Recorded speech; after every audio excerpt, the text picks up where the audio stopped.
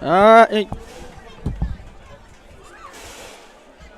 right, good evening and welcome to Winnsboro, Louisiana. Patriots Stadium is where we're located, high atop the beautiful press box facility here at Franklin Parish High School. We're here for the matchup tonight between the Neville Tigers, who come in with a record of 7-1, 3-0 in district.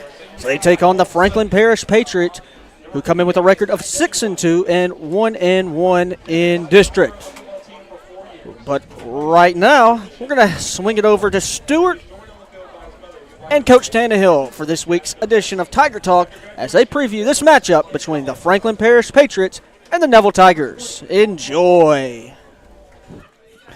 Oh, there we are. We're back here as we start to wrap things up here on Tiger Talk. Segment 4 here. We welcome back Coach Jeff Tannehill, and it's time to put away the Tioga game, and now it's time to talk about the Franklin Parish Patriots, trying to get this district season, put it to bed. Yep. And you've got a tough test. I mean, this was a team, Franklin Parish, who's had a few hiccups this season, but a very talented team. You start off, I believe, the white kid in the back, in the receiver who has had a lot of preseason hype. He kind of been banged up a little bit this year, but now I believe there should be at full strength here this Friday, and we'll talk about a couple of these guys at Franklin Parish. But a lot of people early on in the season thought that they would contend here for a district title, and I still think you got to come through Neville, but they've got a good football team. Well, we felt like they had a chance to be 9-0 at this, or 8-0 at this point, and I think they had some injuries, lost to Union, and then Tioga slipped up on them here a couple weeks ago, and but they are a good football team. They're very athletic. Got some good wide receivers. The quarterback is a specimen. I mean, he's tall, long. I think he's just a sophomore, and very good football player. And their offensive line's improved each and every week, and defensively, they've moved some guys from the offense to the defense last week against Carroll, and I think it's improved them some too. So. They'll have a few going both ways, but for the most part, it's just a few in spots, but very good secondary. I mean, some of those receivers play a little bit of defense too, and it's just they're a good football team. Coach Barnett, Coach Collins do a great job with them, and they'll be coached up. They always are when they play us. They play us tough every year, and I expect nothing else out of nothing less from them.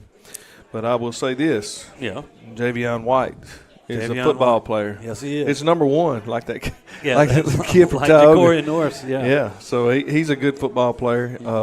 Obviously the quarterback is Desrian Ellis, and they got a big tight end this year, number 87, Tavion Bell, and then a couple wide receivers, number 3, Marshawn Whitley, and number 6, Kenyon Grant. And Whitley kind of took up some of the slack when White was down a little bit. And you see number 6, he had some big scores against Tioga, I know. And I don't have the tailback on here, but he's a little bit bigger than Lemons, but he's quick just like Lemons. So he's a good player too.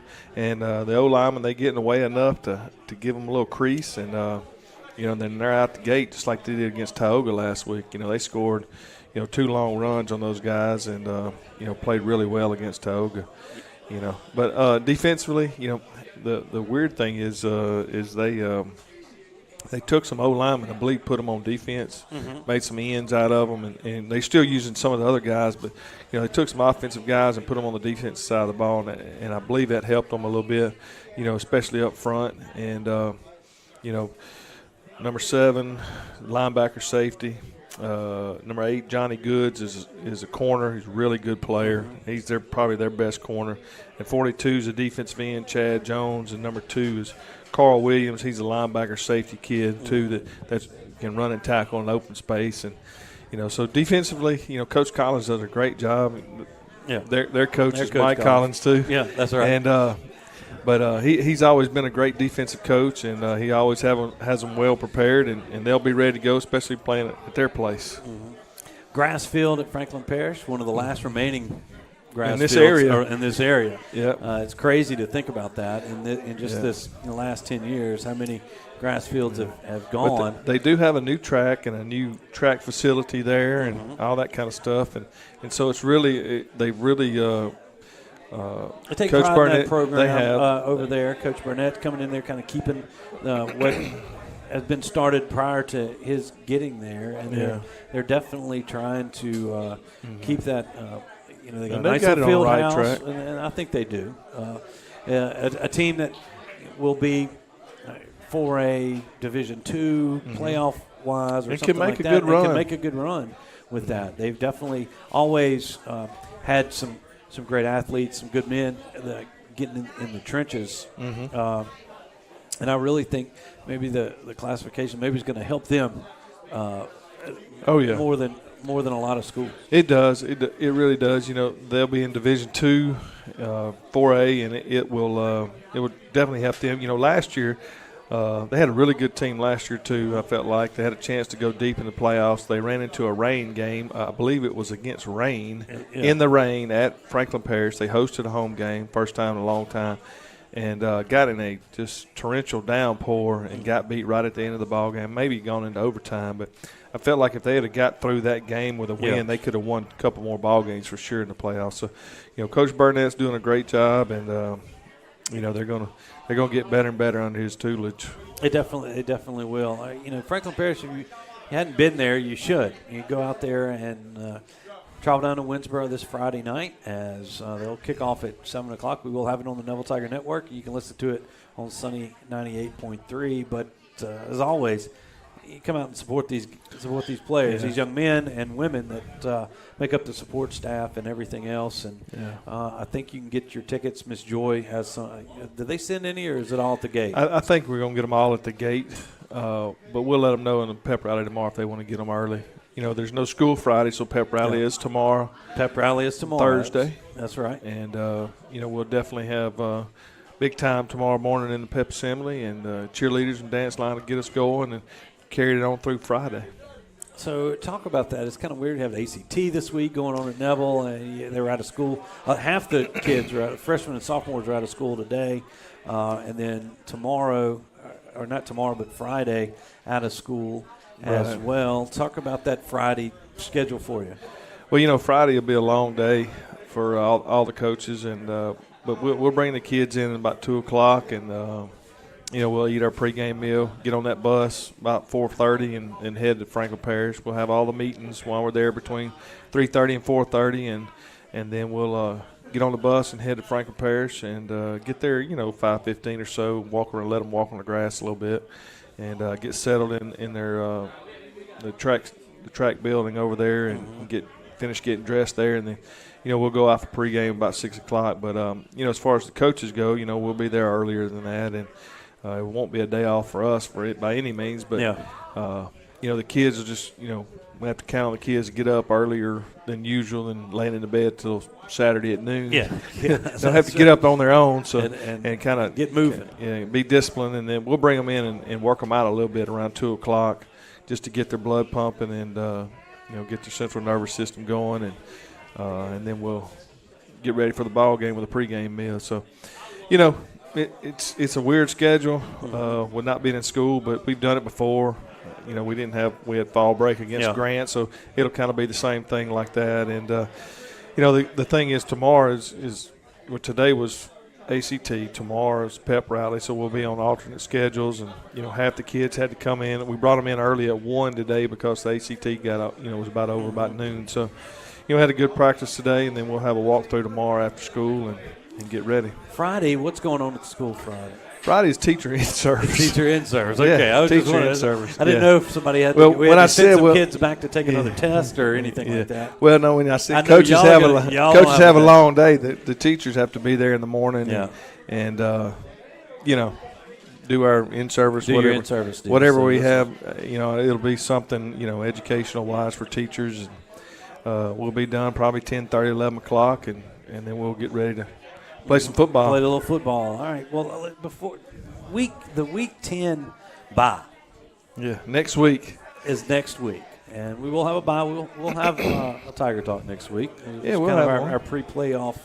That's when Will really gets into. I know this is one of Will's favorite shows when he gets in there and gives us all the opportunities. But, from this Week 10 bye, it's been kind of a staple the last couple of years. Yeah, for about 6-8 years, I think. And is that something you want to continue maybe, or does it just matter? Does it just kind of keep working out that way with the way the district's work? It kind of fell that way. A lot of people don't. We've asked for it for a long time, and this year it kind of fell that way, or last year and this year both kind of fell that way. And then, when they changed the playoff brackets and all that stuff, it's when it really kind of threw a kink in our system, because you don't want a Week 10 bye and then a Week 1 playoff bye, which is great. That means we're in the top 4 and all that. Yeah. But that's 3 weeks of practice without playing somebody. Yeah. And last year I felt like it slowed us down a little bit, affected us against East Ascension. So we're going to do some things a little different this year, as far as practice goes, and try to get that lined out, be a little more competitive at practice and those kind of things. First things first, got to beat those Patriots on Friday night, and that pretty much, by our estimation, a win on Friday night not only guarantees you, I believe, a 13th or 14th straight district title, or maybe 15th. I don't know. We'll have to check with a couple of people, but I believe the 55th straight district win, as well as, if our numbers are right, a top 4 seed at the very least in the Division I non-select playoffs. So there's a lot on the line. You got to keep focused here. It's not time for a slip up. No, it's not time. And you have any type of letdown against an explosive offense like Franklin Parish has, then you get yourself in trouble. In a bind. And it happens every Saturday. Some team goes out flat, and the other team jumps on them, and they just have a bad game. There you go. And that's something we're trying to stay away from and try to keep our focus. And, today kind of made me feel a little better about it than Monday and Tuesday. But, I felt like we had a good practice today and did some things right, did them at full speed. And, Wednesdays have been our better days of the season this year. It's a little shorter, but – we really get fine-tuned and try to clean some stuff up that, we drug through on Monday or Tuesday. So, well, it's good. A good week of practice and an interesting week. It's been an interesting couple of weeks between homecoming, fall break, and ACT and everything else. Yeah. But they're still playing football this Friday night. It's going to be down there at Winnsboro. We hope that everybody grabs a friend and comes on, takes the 30-minute drive. It's a nice, easy drive. And maybe don't go down Highway 15 because a bridge may or may not be out. So you might want to go I-20. At least according to my latest traffic knowledge. But make the trip down there, get there early, and enjoy the final regular season contest for this 2023 Neville Tiger team. And so good luck, as always, Coach. Thank you, Stewart. On Friday. We appreciate your time each and every Wednesday. We thank everybody that came out to watch us live and in person here at Melvin's. We thank are you waiting for me to thank you? No. We got Orange and Pink Players of the Week. We can't leave those guys out. Player of the Week. We don't have that. Jaden Webb on the defensive side of the football, and Jay Sean White. Yeah, Jaden. We talked about him earlier, and just what a motor he has. He gets after it every day at practice, gets after it every single game. Jay Sean White had a breakout night the other night, had 6 carries, 133 yards, 2 touchdowns, and was just outstanding, man. Just did some great things. Well, thanks, Will Anders, the unsung hero of the Neville Tiger Networks. He gets the biggest applause out of everybody. Thanks to Will. Thanks to Melvin and Di and Annie and the rest of the crew here at Melvin's. Yeah. Thanks to everybody that comes and watches us. Justin back in the booth at Sunny 98.3. We appreciate it. All of our guests, Jessica Smith, John Michael and Amon, and even you, Coach Tannehill. We always appreciate Thank you, Stewart. You. And I'm Stewart Shelby saying good night from Melvin's. We'll be back on the air Friday night from Franklin Parish.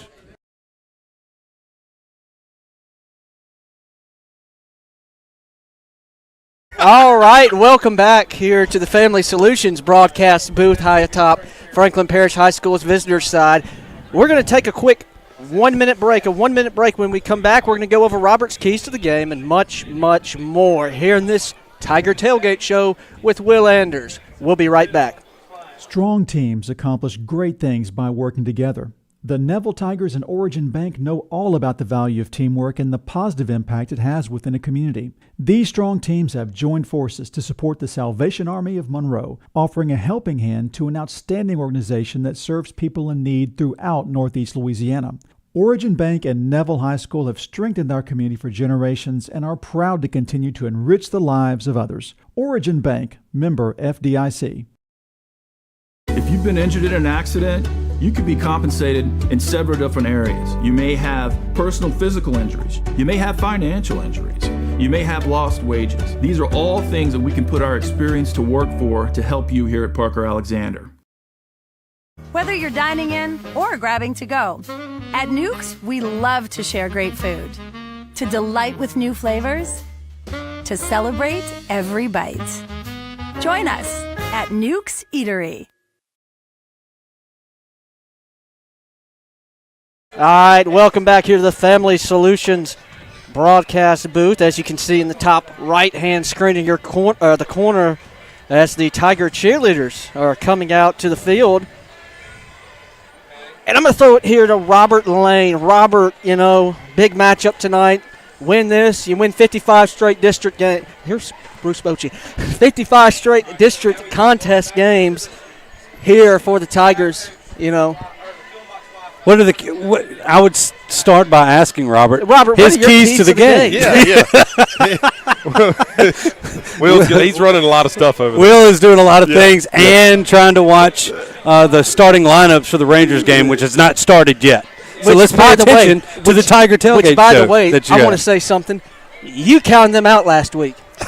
I did. I apologize. So we'll have to get the keys to the Rangers game from Will a little later. Yeah, just a minute. Yeah, that's right. But tonight, Will, offensively, the keys to this game for Neville offensively is they got to continue to execute. We saw them last week do a really good job offensively, move the football, had a long extended drive to start the game. I think they had one penalty all night, and penalties can be drive killers.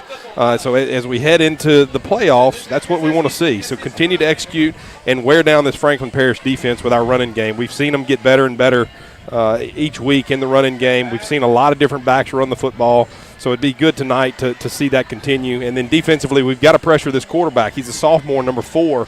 Dez Ellis, I believe, is his name, and he's a very good athlete back there. Mm-hmm. He has a huge arm. He can throw the long ball, and that's the other key to the game is our secondary, our corners are going to have to play the long ball. They're going to try to take some shots, get the ball out of the quarterback's hand tonight to try to limit taking shots on him from this Neville defense. So we're going to have to pressure the quarterback and defend the long pass. There are a couple of injuries on the Franklin Parish sideline. One, most notably, is to Javion White, the Tulane commit, the senior wide receiver and defensive back. One of the best athletes in Northeast Louisiana. He's a very dynamic player. He played one snap against Carroll last week. If you were on one of the morning shows this morning, Coach Burnett was talking about the injuries. He's got that on a couple of his defensive players. I think there's 3 or 4 starters that are fighting a couple of nagging injuries. When asked if he would maybe rest those guys for this Neville game to prepare for the playoffs, he stated he's thought about that. He's trying. This is a long. I'm paraphrasing, but he's in it for the long game and trying to play. They are in the Division II non-select playoffs. They're not in the same playoff bracket as Neville. So does he go for the win at full strength against these Tigers, or does he rest some of those guys to play another day, that being in a couple of weeks when the playoffs start? We will see. Yes, we will. It's one of those guys that you need, definitely. Well, let's go just real quick before we do that. What are the keys to the Rangers game? Score first, score often, or play score good first, score early, score often. But no, you got Evaldi on the mound tonight. Big game, Nate. You trust him. He had a great game against Houston. And you're gonna need to see Simeon and Seeger perform a little better because those two they didn't have the best ALCS and. They got to win at home. You got to win at home. Which they did not in the whole ALCS. Okay, that's your baseball wrap-up.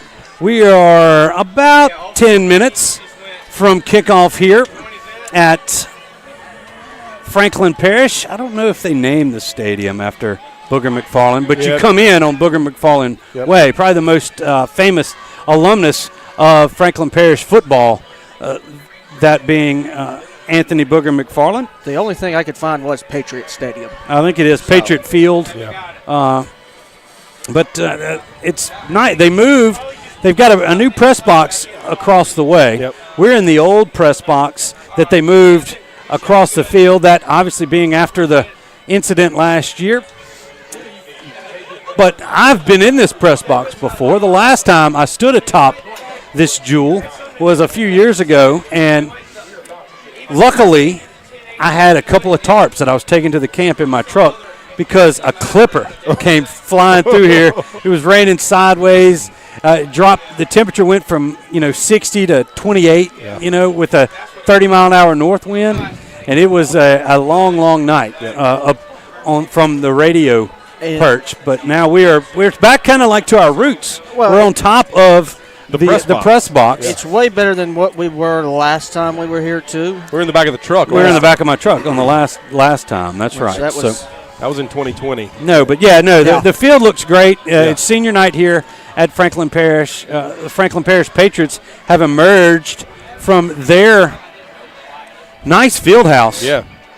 See Vince in their end zone there eating some and nachos. Then the Tigers are definitely gathered under their goalpost, and Vince is enjoying some nachos. He's eating them nachos down. A little pregame meal for Vince right there. The Pick'em Grissom. Yep. Well, we're looking as the Tigers take the field. We are on the visitor side here. That's kind of why the Patriots logo is not facing us. So that's where we're set up. Tigers wearing black pants, white tops, black numerals with gold trim, and the ever-present black helmet with the gold stripe. Franklin Parish, all blue tonight. The navy blue with the red trim and white numbers. We are just about ready to get going. Don't know the order of things, if they're going to do the coin toss first and then the national anthem or what, so we're going to kind of keep it here as we figure that out. The captains for tonight for the Tigers are number 23, Aiden Elliott.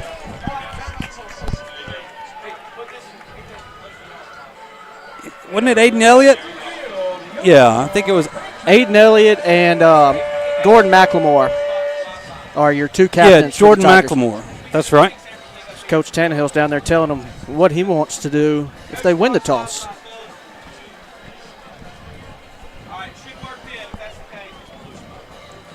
And there, as you see, the Franklin Parish Patriots, or if you're listening to us on Sunday night 98.3, you can take my word for it. The Patriots have come to the field.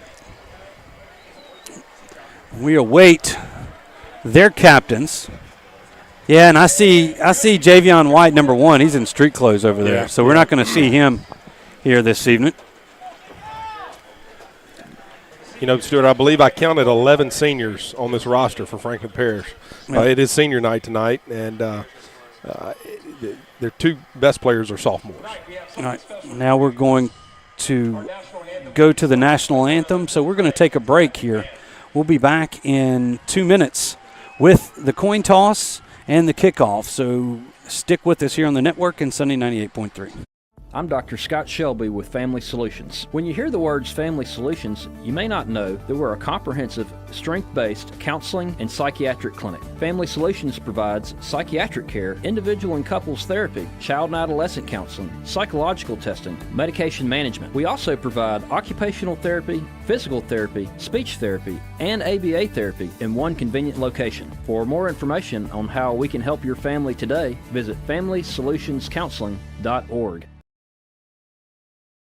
When Neville Nation craves delicious fast food, there's only one place that comes to mind: Sonic Drive-In on North 18th. Whether it's a breakfast toaster on your way to work or school, one of the many lunch combos, a mid-afternoon Route 44 cold drink, a pregame popcorn chicken, or a postgame Sonic Blast, the Sonic on North 18th Street has you covered. So drive through or park and wait for a friendly car hop today to find out why our Sonic is the Sonic on North 18th Street in Monroe. It's definitely Tiger approved. Mama DeLuca's pizzas are custom made, fresh to order right in front of you. We offer 3 different sizes of pizza, 9, 12, or 14. Mama DeLuca's pizza is prepared to your order. The pizza cooks in less than 3 minutes. We have 16 different toppings to choose from, 8 unique sauces to complete your pizza. In addition to pizzas, we offer to our customers boneless wings with your choice of a dipping sauce. Mama DeLuca's Pizza offers delicious garlic Parmesan breadstick, freshly made to order pasta noodles. We're Mama DeLuca's Pizza in the subway on Lammy Lane, and we hope to see you soon. Do you suffer from frequent back or neck pain?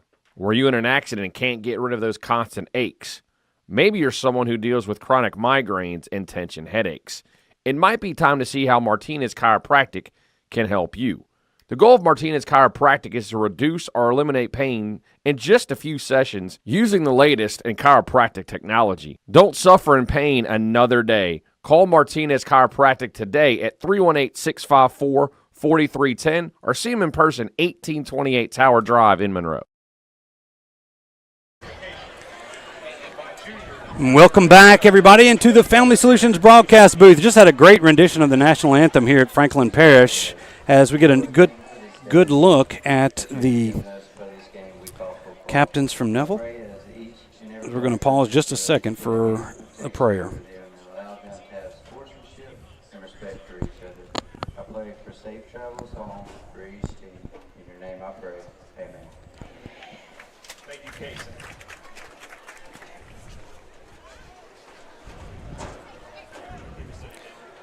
All right, now we are ready for the coin toss. They got us backwards. I don't know what to do. Hand's still on my heart here. Yeah, we're used to being at home. We look across the field. There's 4 captains for Franklin Parish. That's Marshawn Whitley, number 3, number 23, Jackson Cordell, number 54, Garrett Hunt, and a young man that has pulled his shirt up and can't see. That's number 9, maybe? It's 9 or 4. That might be number 9, Javer Dykes. 8. Okay, 8. That's Johnny Goods. All right, let's go down to Jason Ewing on the field. Number 8, Johnny Goods. Number 3, Marshawn Whitley. LHSAA is the head, the 100 is the tail. What is your call? He calls tails.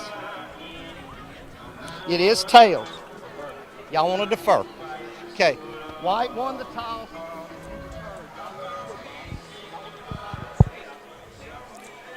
Now there you hear it. White, which would be the Neville Tigers, won the toss, and they are going to defer. They will be kicking from our right to left here.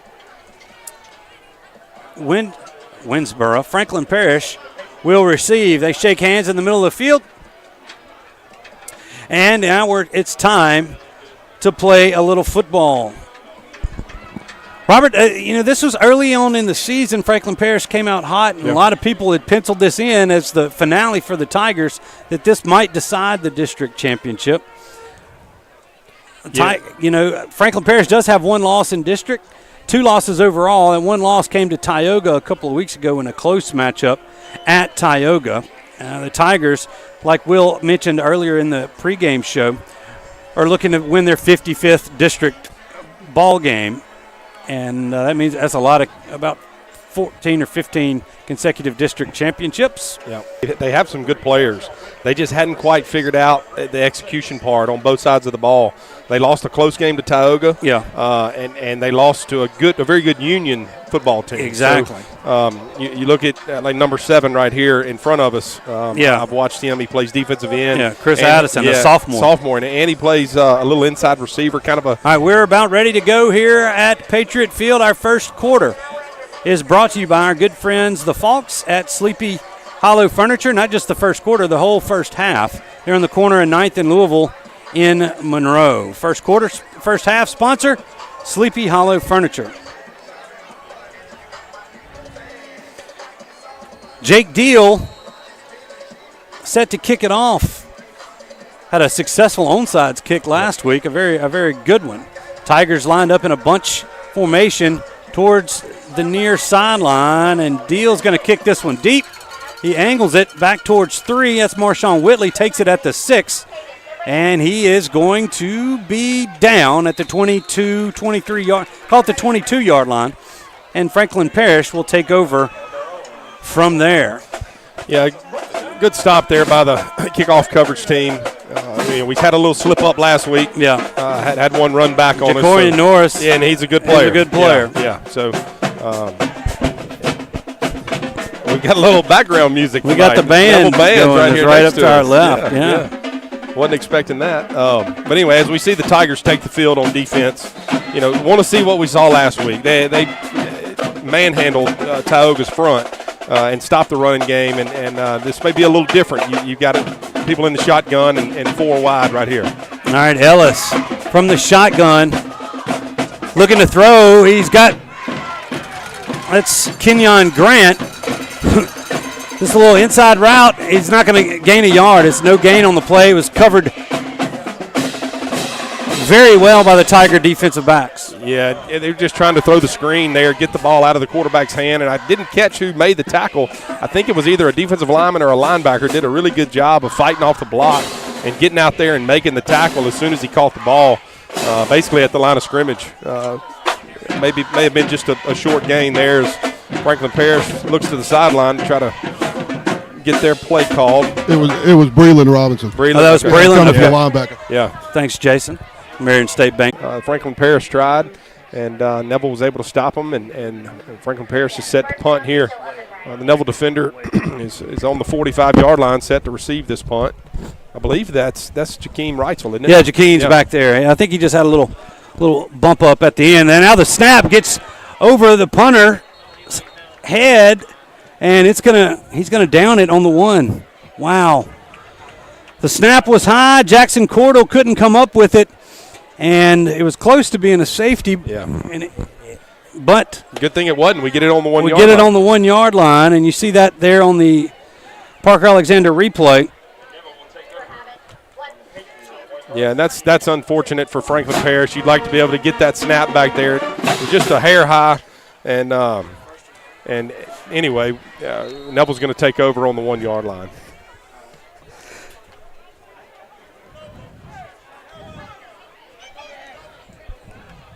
Amon Fuller's got Ja'Shawn White next to him, just to his right. They put Thomas Campbell in motion. They're going to hand it to Ja'Shawn, and he's going to be in for the score. They follow the big tight end in the right side of that offensive line. And a quick one-play, 1 yard drive. And with 10:48 to go here in the first quarter of play, Neville punches in a 1 yard touchdown. Yeah, and that was part of the keys of the game. Continue to execute. So 1 play, 1 touchdown. Yeah. That's what we like to see. Here's a swinging gate formation. They break out of it. They're going to go for the conventional extra point. Jake Deal to kick. Sampanera to hold. That's Sutton Lewis to snap. Snaps back. The hold is there. The kick is going to be no good. No, he got it through. Looked like the snap kind of got down, but he got it through. So the extra point is good from Deal. 7-0 Tigers. 10:48 to go in the first. We'll be back in 30 seconds with the second kickoff for the Tigers. I don't know. We'll be back. Call David's Mobile Detail and Power Wash for all your detailing and power washing needs and soft washing capabilities, too. They detail cars, trucks, ATVs, UTVs, boats, and even planes. They offer commercial and residential hot water power washing on nearly all surfaces, including concrete, wood, and stucco. Give them a call, 547-3233, or visit them online at davidsmobiledetail.com or stop by 2501 Washington Street in Monroe. David's Mobile Detail and Wash, proud supporter of Neville Tiger football.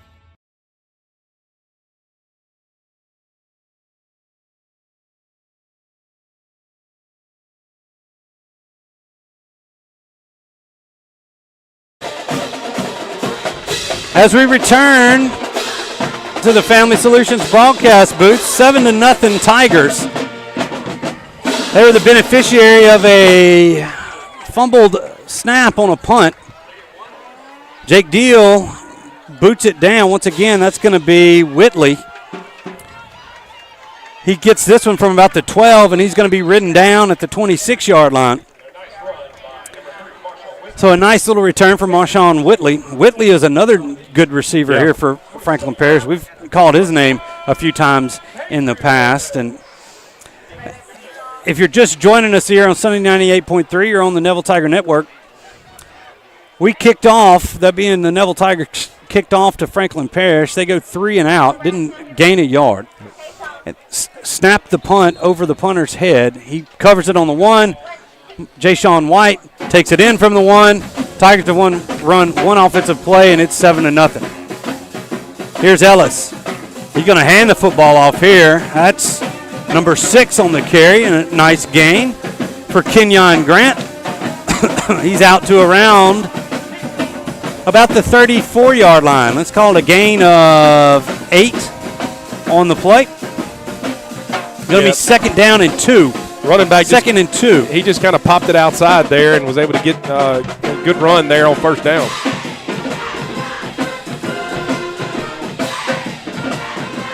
All right, here's the 2nd down and 2 play.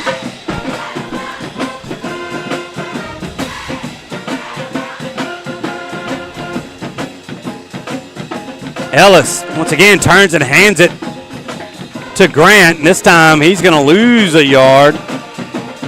A nice job by the Tiger defensive front on that right side. Going to make it now 3rd down and 3 for the Tigers.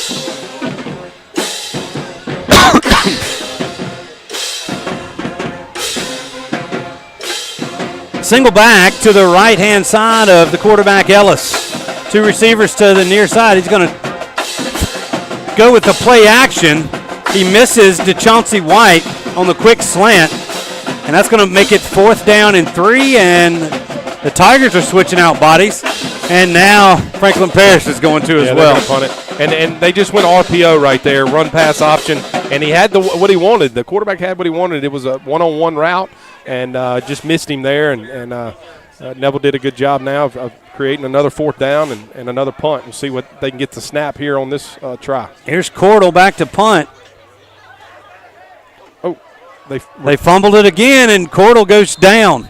This one didn't get over his head, but he couldn't. It hit the up back. Oh, it hit football on the speed option. So good to see Fuller keep it right there, making the read and getting a few yards there on 1st down. Fuller puts a man in motion. He's going to fake it to him and dive into the middle of the field. It looks like there's a flag coming in late. Fuller will be close to 1st down. I can't tell really from this angle, but let's see what the flag is. It came in from the near side judge. Face mask against Franklin Parish. So it will be a 1st down for the Tigers. And 1st downs are sponsored by our good friend Brian Harper and the Sonic there on North 18th Street.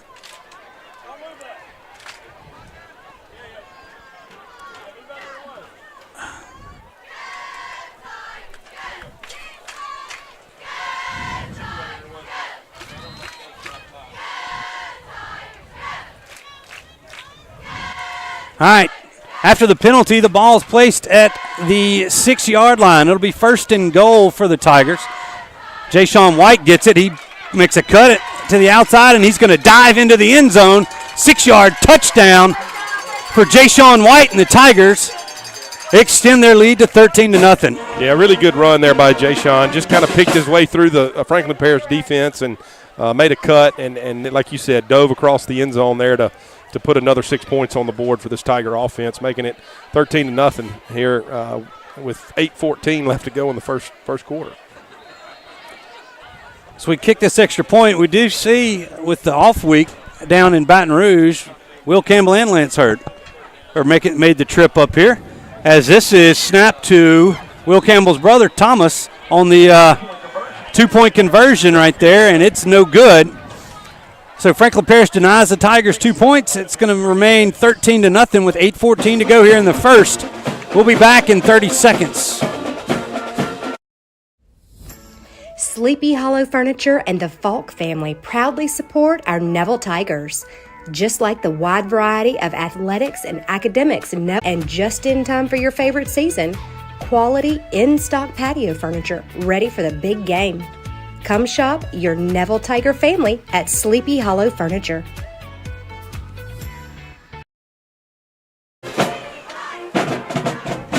Well, a couple of special teams mishaps on the Franklin Parish side have given the Tigers a short field, and they've capitalized both times. It's 13-0.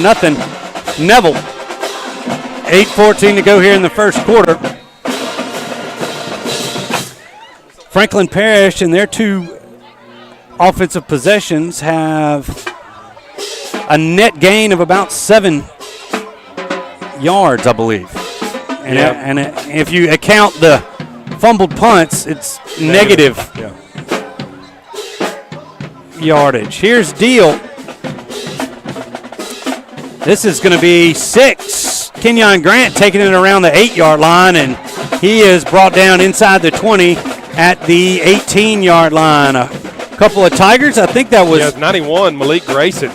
Sophomore. He was flying down the field and did a good job avoiding the block and making the stop there. Yeah, Reese Reichard in there as well. Yeah. Good effort there on that return team. That's what you got to have. I'm sorry, on the coverage team. Mm-hmm. You got to have guys that are willing to fly down the field and kind of be reckless with their bodies. You know, that's a tough position to play. And Malik was doing that. He was ahead of everybody. So good hustle there by Malik. I'm glad. A little backstory on that. Yep. The first gunner down there, they yanked and put Malik in on the second kickoff. Okay. Here's a handoff to the left side. Not much doing as Brody Watley and a couple other. I see Breland in there at the bottom of the pile, and that's going to be a loss of 1. Second down and 11. Coach Campbell's last words were just run. Just go down there and make the tackle. Yep. Good to see those young guys getting in on district games like this early in the game. Ellis from the shotgun, single back. He's going to move him to his left side. 3 receivers to the far side, 1 to the near. Now he moves, running back to the other side. He's going to go play action, try to hit Whitley on the slant. It's going to be incomplete. Covered nicely, I believe, by Cam Riley there on that play. Yeah, good tight man coverage right there. And he's just trying to throw the short side slant. And you can see this quarterback has a really good arm. Yeah. I mean, he can really throw it. I was watching him during warm-ups. He's young. It's moving fast for him.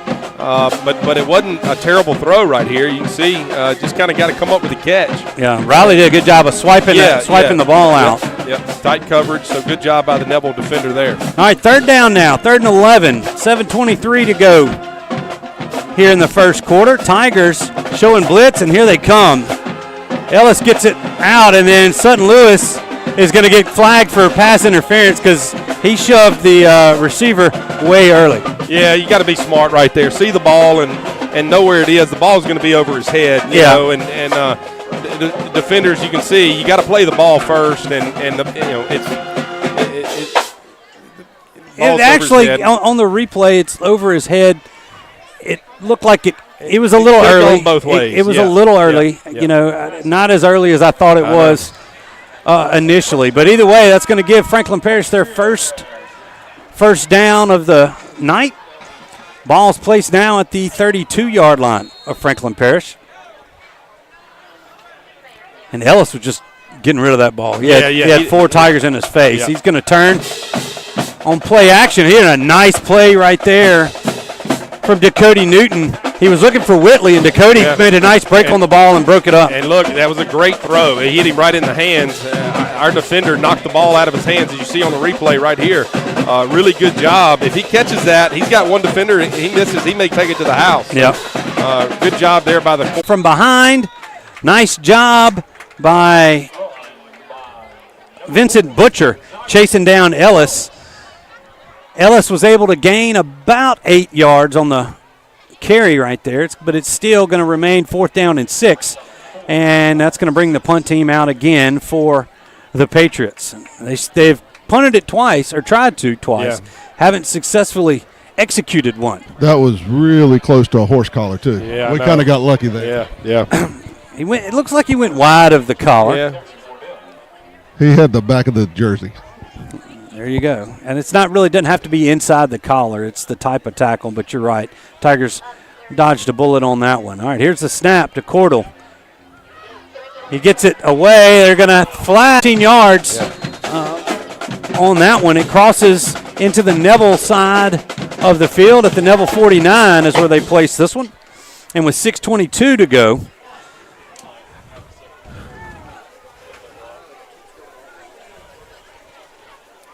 here's Ellis looking for the deep ball. He's going to have, looking for Whitley down the far sideline. Franklin Parish was looking for a pass interference as the safety, Julian Burns, came over the top for coverage. They didn't get it. Yeah, and that's what I was talking about in the keys of the game. We're going to have to cover the long ball. They're going to try to take some shots. And the quarterback, he can throw it. He can cover some ground with the long ball, and you saw it there. He chunked it up for his guy to go get under it. Fortunately, his receiver was not able to get to it, bringing up second down.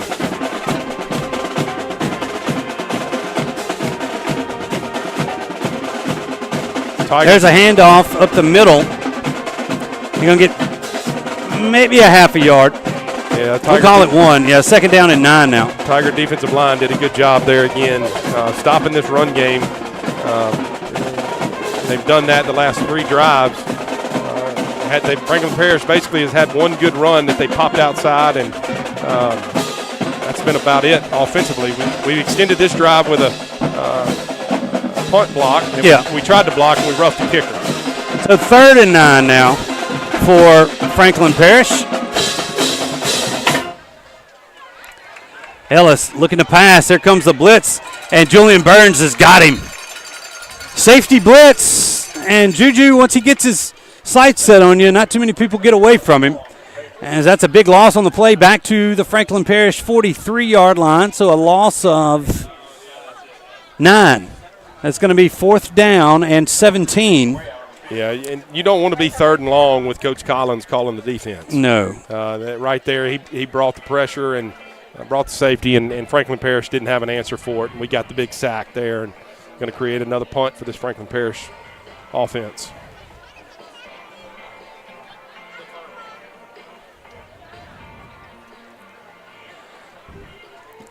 All right, there's a snap. The punt is away.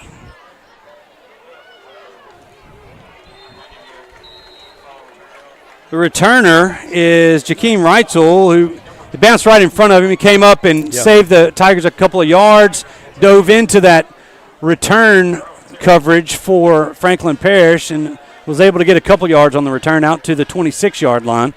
And the Tigers are finally back on offense. Yeah. That was a long drive by Franklin Parish offense with hardly any yardage, due to the penalty that extended the last drive. We'll see what the Tigers can do offensively as Fuller sets and throws a quick pass to number 4. He breaks the tackle. Yeah, that's Vaughn. He's off to the races. He's going to take it all the way to the house. He's at the 10, 5, touchdown Tigers as the quick slant burns them. And it was in traffic, and Vaughn put it in another gear. Yeah. He ran away from him, as you can see here. I'm sure we'll have it on the replay. Great catch, just a hitch. And you get it to him, he breaks the tackle, and it's a race there. It's a foot race, and he obviously wins right there. 74 yards for the touchdown. Makes it 19-0 as we await the extra point try.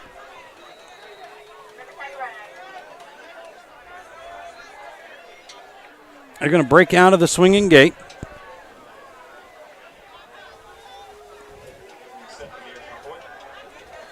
There's the snap. The kick is up. The kick is good. 20-0 your score. 4:24 to go in the first. We'll be back in 30 seconds with more Neville Tiger football. Strong teams accomplish great things by working together. The Neville Tigers and Origin Bank know all about the value of teamwork and the positive impact it has within a community. These strong teams have joined forces to support the Salvation Army of Monroe, offering a helping hand to an outstanding organization that serves people. High School have strengthened our community for generations and are proud to continue to enrich the lives of others. Origin Bank, member FDIC.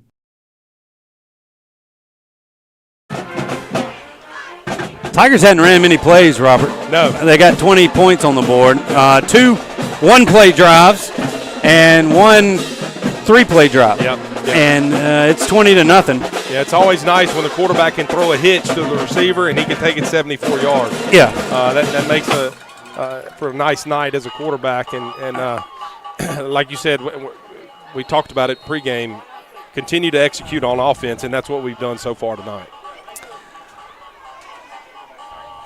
Tigers awaiting the call from Coach Campbell. Arrow handling the special teams here. Jake Deal set to kick it away. He does. That's going to be Marshawn Whitley from the 5. He makes a Tiger miss at around the 14, and he's going to be forced out of bounds at the 23-yard line. And Franklin Parish will take over 1st and 10 from there. And Robert, Franklin Parish has not earned a first down from their offense. They've been gifted a couple for a couple of Tiger penalties, but that's really about it. The only yards gained have been on Tiger. Here's Ellis. He's going to keep it himself, running to the right side, and he's tripped up nicely. That's Robert Graves coming up from that corner spot and making a nice tackle for a loss of about 3. It's going to be 3rd down and 5 now for Franklin Parish. Yeah, really aggressive tackle right there. The quarterback's coming to him. He fought off the block, and he went and got the quarterback, and he attacked him and created the short loss. Brings up 3rd and about, 5 or 6 right here for this Franklin Parish Tigers offense. Put the nickel package in there. Bring Sutton Lewis back in at safety. Julian Burns now, he drops back into coverage, and was almost a sack, but Ellis wisely threw it near his running back, his safety valve right there, and it's going to be incomplete. I don't know if they were trying to set up a screen or if he just turned as pressure came to get it to his running back there to just kind of throw it away. Like you said, create another punt here for this Franklin Parish offense. 4th and 5. There's Cordell back again to punt it. He's standing at around his 14-yard line. Jakeem Reitzel sitting at the Neville 40. Patriots are short a man. They bring him out to the field.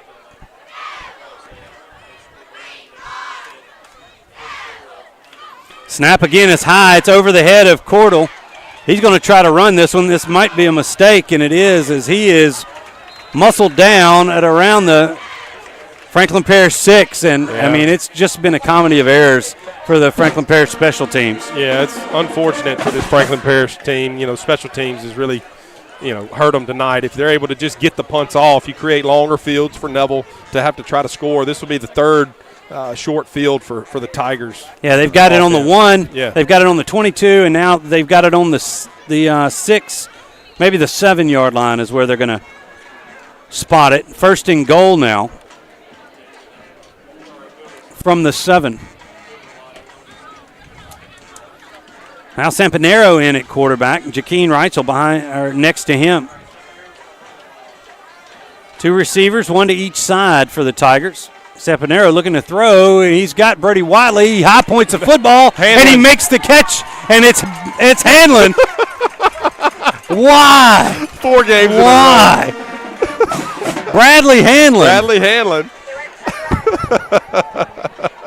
Hey, and a great catch by Hanlon right there. He went up, and it was one-on-one coverage, the fade, and he went up with strong hands and basically took the ball away from the Franklin Parish cornerback. So, and a great throw by Sampanera. Great job there by Brody. Oh, my goodness. Every game. We're gonna have to rep that one on Thursday. If we could, in the what we need to do is post game edit. Yeah. Here's as the extra point is good from Deal. It makes it 27-0 with 2:43 to go in the first. In the post game edit, you need to record me saying Bradley Hanlon and just have a Hanlon button because you know when it's going to happen. All right, everybody, it's 27-0. Another one-play drive for the Tigers. We'll be back in 30 seconds with more Neville Tiger football. Winning is synonymous with Neville High School and Williams Orthodontics. Where the Neville Nation strives to finish strong on the field, court, or diamond, Dr. Kevin Williams and his staff share the same passion to deliver outstanding smiles to all patients in North Louisiana and South Arkansas. If you or anyone in your family are needing an orthodontic consultation, call the friendly staff at Williams Orthodontics to schedule an appointment so you too can be on the road to a winning smile. Williams Orthodontics says, "Go Tigers."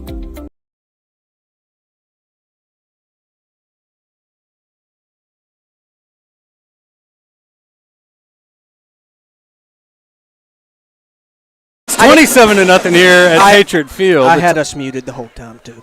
Okay, so nobody got the Rangers score.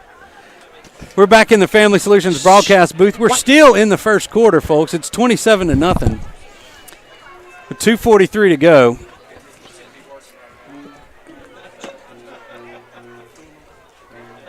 Here is deal for the kickoff. That's going to be Whitley from the 7. He's just going to step out of bounds on this one. Yeah. So he goes out of bounds at around they're going to give him the 15-yard line. Well, and we executed that kick, that last kick, great too. If you can kick them into the boundary over here and they catch it, you've got the boundary as another receiver. I'm sorry, as another defender. As Will takes a spiel over here. And we did that, and you see he has nowhere to go. You pin him into the corner, and they go out of bounds. My son Davis, who is under the weather and couldn't make the trip, he has made me a Bradley Hanlon button. Perfect. So thank you, Davis. Yeah. All right. Ellis completes this one on the play action. That's big number 7, Chris Addison. And that'll be a first down for Franklin Parish as he gets it out to the 27-yard line. 1st and 10, Franklin Parish. Yeah, and Franklin Parish taking advantage of the soft coverage right there. Just throwing basically just a hitch route and trying to get the ball out of this quarterback's hand as quick as they can. So good play there by Franklin Parish. Ellis hands it off. That's Grant, and he goes nowhere. He's going to lose a yard. Back to the 31. It's going to be 2nd down and 11. And that was big number 59 right there, Cameron Johnson making the tackle. He gobbled him up and put him down there for a short loss. I'm surprised that Bradley Hanlon's mama hadn't. I know. I mean, she's very nice, a sweet lady, and his dad as well. He gives me a lot of crap about it. But, a text here and there. Well, it's not a text. It's always in person. Oh, in person. Yeah, that's even better. Oh, that's right. Yeah, as it should be. Yeah, it definitely. I deserve every bit of it. Here's Ellis back to pass. He's got a man. No, it's incomplete as Whitley can't come up with the catch. No gain. It's going to be 3rd down and 11. Yeah, it looked like they're just trying to throw the out route. It looked like a good throw from our vantage point. It was a little low, but it was away from the defender. Yeah, and I think Franklin Parish just dropped the ball there. Another 3rd and long. And the clock stopped. I mean, Franklin Parish hadn't ran it too many times. No. The clock is stopping after almost every play, and they get him on the hard count. And the Tigers are good for one of those in the game. You know, we are, and we're so aggressive, which is a good thing. Yeah. But we've got to get better at that because that could affect you in a close game in the playoffs. Yeah. You know, especially when you're out there and on a long extended drive trying to get off the field. You want to be able to hold your water and not jump off sides. 3rd down and 6 after the 5-yard step off. Ball is now back to the 31-yard line. Ellis looking to throw, and he had, I think that was Jaden Webb in his face, looking for the little quick slant, and it was well covered. That's the RPO. Their play action. They're trying to read the guys in the box, and the quarterback pulled it and tried to throw, like you said, the quick inside slant, and Neville defender was right there on it. Good job getting off the field. Looks like they're going for it. As we might have to call timeout. And they do. Yeah. Coach Collins comes in and calls timeout. They kind of feinted the switch. Yeah. The Tigers switched out personnel, and that's going to force the Tigers to call a timeout. They only had about 8 guys out there. Yeah. Neville was trying to send on their punt team. Well, as we have a moment here, let's go down to and check in with our Marion State Bank sideline reporter, Jason Ewing. And Jason, it's been a long first quarter. It's been a very long first quarter. But the Tigers they look good. Defense, looks good every week. And the offense is getting it done as well. So, all in all things good down here. And rumor has it you got a nice interview set up for halftime, right? Yeah, we're going to have fun. And who might it be as I get the tease? It's the starting tackles for the LSU Fighting Bengals. Yeah, fortunately for happen to both be Neville alumni. Formal Neville Tigers. All right, now we're back to action here. As Cordell's back to punt again, and now a false start is going to back him up 5 more as a couple of Patriots moved a little bit early. And you can see the frustration on Franklin Parish. That's what I was talking about. Their execution, they've got good players. They got guys that can good athletes, but their execution on all sides of the ball has been up and down all year. There's another high snap. Cordell was able to wrangle this one, gets the punt away, and Jakeem Reitzel just needs to get out of the way. Yeah. I mean, he was trying to force Franklin Parish maybe to touch it early. I don't know what he was trying to do. You just get away from it. He needed to get away from it. It was a nice roll for Cordell as he punts it down to the 32-yard line of Neville, and that's where the Tigers will take over for their 5th offensive possession. They've scored on their first 4, 3 of which were one-play drives. Yeah. Now with 1:17 to go in the first. You'd like to see this offense be able to run the football. Let's take some time off this clock. Sampanero in at quarterback. He's going to turn, hand it to Reitzel. He doesn't have much. He's going to have really virtually no gain there, maybe a yard. It's going to be 2nd down and 9 now for the Tigers. Yeah, I believe the Franklin Parish defensive end did a good job of fighting through his number block. 7, I believe. That's Addison, who you talked about and you can in see, the pregame. You got 87 and 7 over here. Those are big human beings. Yeah, Tavon Bell is a sophomore. Yeah, and they showed up well on tape. So, we'll see how this Tiger offensive line if they can put together a drive here and with points. Sampanero looking to pass, moving around in the pocket. He's going to be sacked. Loss of about 4 as he had to step up into the pocket, and the pocket collapsed on him. Going to be 2nd down and 13 now or 3rd down rather and 13 for the Tigers. Yeah, we just held the ball too long there in the pocket and allowed the rush to get to us. We had good protection. Just got to get the ball out of our hands a little quicker. I'm going to get Dylan up and tell him to move around.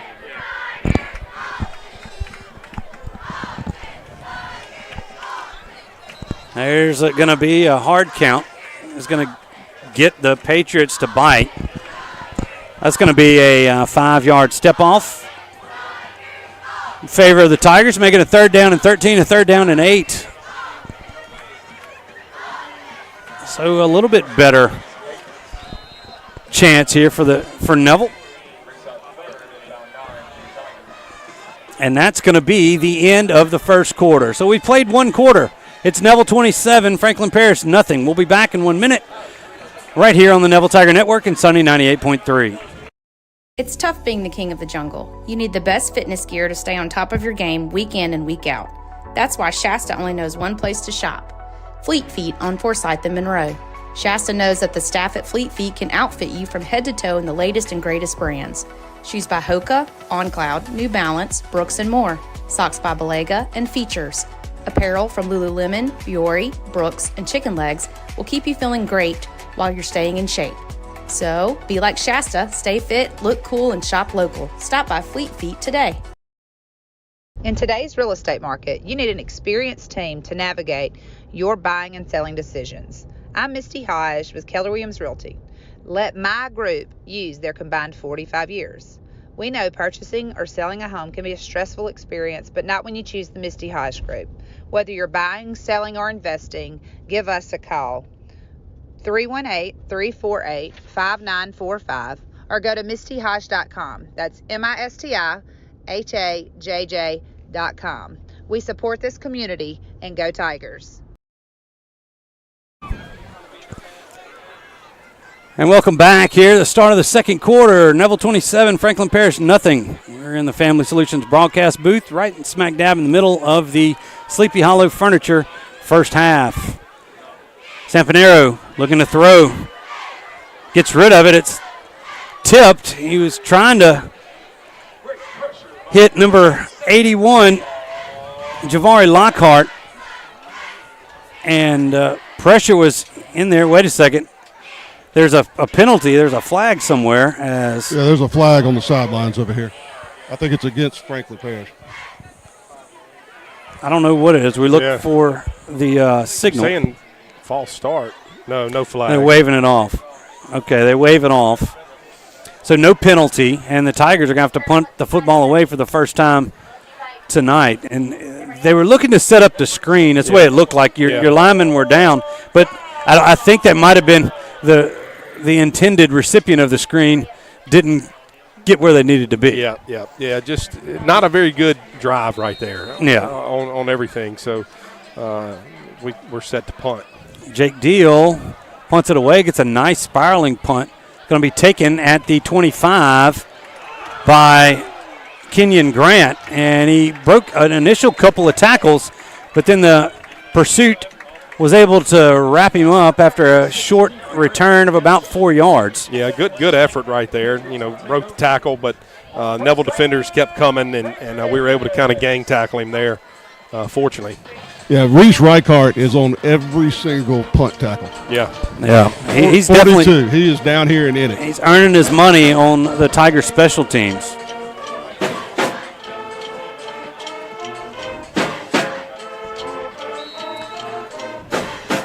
.11:40. The clock running as they start the clock here. I don't know if that's by request, because the clock should be stopped. Yeah. But only 9 ticks remaining on the play clock, and Franklin Parish is not in a hurry. They're going to have to snap the football now. A timeout is called by Franklin Parish. Yeah, that was pretty quick. They just kind of were lollygagging out on the deal. Okay, timeout on the field. Let's take 1-2. We'll be back in 1 minute with more Neville Tiger football. Strong teams accomplish great things by working together.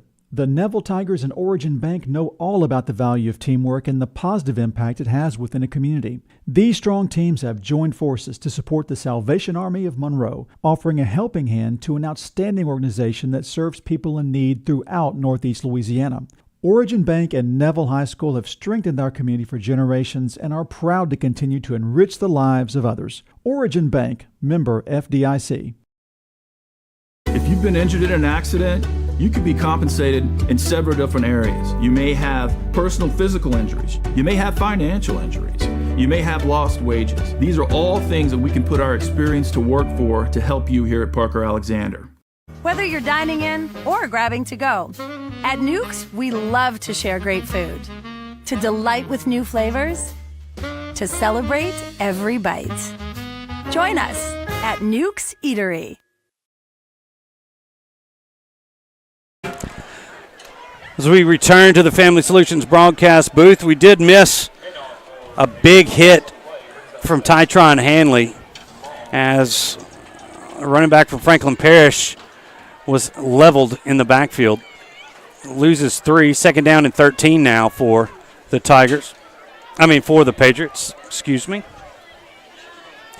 A lot of moving parts up here in the Family Solutions broadcast booth tonight.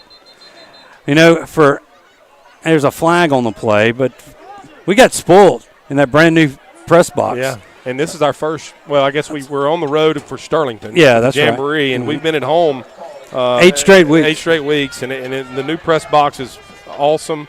Everything's set up, and definitely, I'm not complaining. I've been in much worse situations over here, but we've just gotten spoiled being at home. That's correct. That's correct. Games in a row. That was a illegal motion against Franklin Parish. They step off 5 as Ellis is back to pass. He's being chased. His pass is incomplete through the hands of DeChauncey White.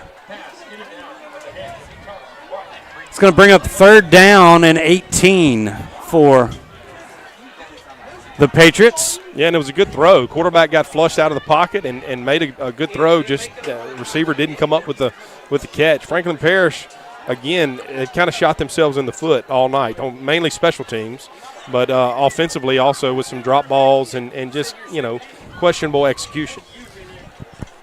That's Javor Dykes in the backfield with Ellis. Ellis once again looking to pass. He rolls to his right. He's got a man. That's Whitley. And it's complete. And it's going to be close to the 1st down, but that's going to be a targeting or a late hit at the very least, I believe, on Julian Burns. Yeah, and it was a big hit. They were a gain of about 16 on the play. See on the replay. As Whitley steps out of bounds and Burns hits him. Let's see what this call is. It wasn't helmet to helmet. And it's going to be another personal foul against the Tigers. He was out of bounds, but he went up in the air and a landed late hit. out of bounds. Yeah. Yeah. And the Neville guy was already kind of making the tackle, so it was unfortunate. Late hit, another drive extender. It wasn't malicious. No, drive extender for Franklin Parish, and that moves it across the 50. That's the 2nd time it's moved across the 50. As Coach Adrian Burnett had a couple of extra questions. So it's 1st and 10, Franklin Parish from the Neville 48. That's the deepest they have been in Neville territory through the first 14 minutes here. There's 10:21 to go here in the first half. Ellis is going to hand it. I believe that's Dykes. He's going to have a couple on the carry out to the Neville 46. It's going to be 2nd down and 8 now for Franklin Parish. Yeah, just the inside run right there. And, again, Neville defensive line was right there to make the tackle. The running back did a good job of kind of falling forward to get a couple there.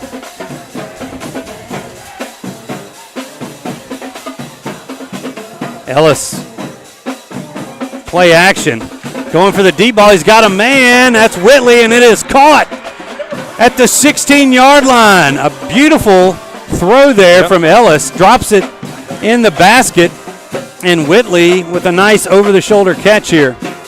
You saw the end of that on the Parker Alexander replay. Yeah, just went play action there and one-on-one coverage, and the quarterback made a great throw, and a receiver with a good catch there for a big play for this Patriot offense. Here's the full replay if you're watching on the Neville Tiger Network. All right, so the Patriots have it inside the Tiger 20 at the 16, 1st and 10. Ellis once again looking to pass. He tries that quick slant again. He was looking for Kenyon Grant. He can't come up with it. It's going to be 2nd down and 10 now for the Patriots. Yeah, they had double slants called right there, and you had a couple of blue jerseys that looked open. Just looked like the quarterback missed the throw right there. That ball is coming so fast. Yeah, he's got an arm. Yeah, he throws it. It's one speed. Yeah, they don't have time to react. Yeah, he was open coming across. Yeah. Patriots looking to get the play from the sideline.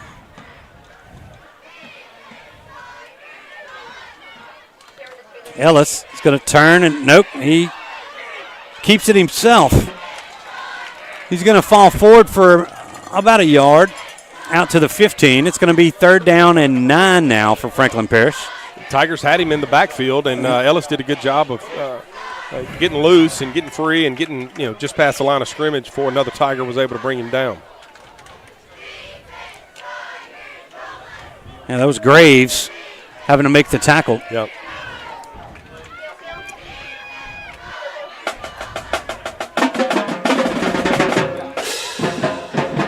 Still alone back in the backfield. Ellis looking to pass, and it's too high for Chris Addison. Yeah, had a man open. Addison just ran the hitch. He's a big body out there. Throw was just a little high, and the Neville defenders were there as soon as the ball got there. Just got to put it on him right there. It's a good job by the Neville defense. Also, there was pressure coming off the field side. May have forced the throw just a little early. Clock is stopped with 8:54 to go here in the second quarter. And it is 4th down and 9, and the Tigers looking to get a 4th down stop deep in their own territory. Ellis dropping a pass. Here comes the pressure. They're throwing to the back of the end zone, and it is caught for a touchdown. Blown coverage, and DeChauncey White catches it and drags a foot in the end zone, and Franklin Parish is on the board. Yeah, great job by the quarterback right there. You can see him step up in the pocket, and they throw the corner out, and looks like our safeties got confused. Yeah. And we lost him there behind us, and great execution there by Franklin Parish, big play, and they'll put 6 points on the board. Yep. That's the first offensive points scored against our defense in the first half. Yeah. In district play. No, they ran that was a special teams. It was a special teams last weekend in Tioga, as we have our producer in our ear telling us incorrect information. Well, they scored with like 4 minutes left last week. In the first half. Oh. In the first half. I'm going to mute my mic again. I apologize. I'm watching the Rangers game over here. We'll get you a Ranger score when we come back from the break. Franklin Parish looks to be going for 2 from the right hash.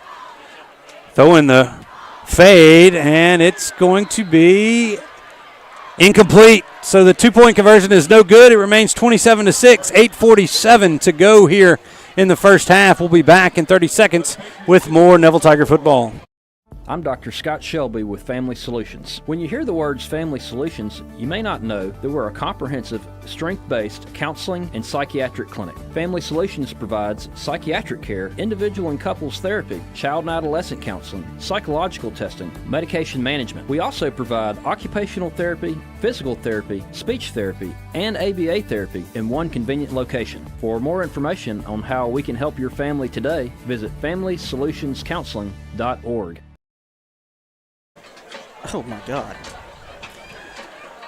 They're playing a little Nelly out here. It's getting hot in here. It is hot. It's already. Yeah. It's not getting hot. It's been hot here high atop the visitor side press box at Patriot Field. A steamy Family Solutions broadcast booth. Yeah. For late October, it is definitely warm. Going to have a little break next week. Going to have a break next week. Yeah. Looking forward to it. It's going to be cold for Halloween. So when Will Anders dresses up for Halloween and goes trick-or-treating in his new neighborhood, he's going to have to wear his long johns. He's going to scare all the neighbors. Jesus. Come on now, Robert. I grew out the beard. Wait till you see my costume this year. I can't wait. I went all out. Here's Cordell with the kickoff. That's Tardashi Lemons going to take it around the 13. Makes a cut at the 25, and he's going to be brought down at the 24-yard line. So a decent return from Tardashi, about 11 or 12 yards, and the Tiger offense trots back out. Yeah, and you want to see our offense execute. Our last drive, we kind of got complacent. You're up 27-0. It's been a long first half. You hadn't been on the field much offensively. You got short fields. You want to see them put together a drive right here and go down and score. Let's use up some clock. 8:42 left to go before halftime. So let's have a 6-7 minute drive and score points, and let's go into halftime and with a nice this thing out. A better lead. Yeah. All right, Fuller back in at quarterback. That's Lemons, the running back beside him. They turn and hand it off to Tardashi, and he is brought down from the neck, and the helmet comes off. That's going to be a face mask against the Patriots. And he's going to have to come out he doesn't have to come out for a play. Yeah, he was just clothesline by number 62, Cameron Plater. That's going to be a 15-yard step off. Ball will now be on the 39-yard line of Neville. and a fresh set of downs, as that'll be a Sonic drive-in on North 18th Street, first down. You know, Tardashi's so low to the ground. There's not much. That's normally the chest of the other running backs. Yep. And this defensive end down here is a tall guy. They put White in the backfield. Now Fuller's going to run it himself. He's thrown forward. They're going to spot him down at the 50-yard line. That'll move the chains for the Tigers. Another Sonic drive-in first down. Yeah, we sent a guy in motion to the field, and we faked the speed sweep, and the quarterback kept it for a big gain. Hand this off to White. He puts his foot in the ground at the 50 and has got a nice gain. He goes up the near sideline. They're going to say he's out of bounds, though, at the 33-yard line. Once again, another first down for the Tigers. Yeah, and a good job by Thomas Campbell. You can see him blocking right here. He created the lane there for our running back. And a good job of vision of seeing that lane. There's a little swing pass out to 88. He's got a nice little gain to the far sideline as Trendon Dumas. A gain of about 9. That's close to the first down, out to the 23-yard line, I believe. Yeah, just threw the bubble screen out there. No, they're going to say that's a gain of 10. It's going to be a first down for the Tigers. So 1st and 10, another Sonic drive-in first down.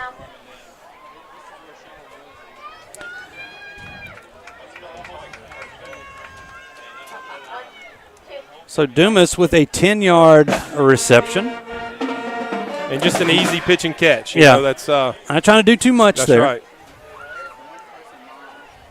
That's Lockhart split out wide. They put him in motion. And he clips Tardashi Lemons in the backfield.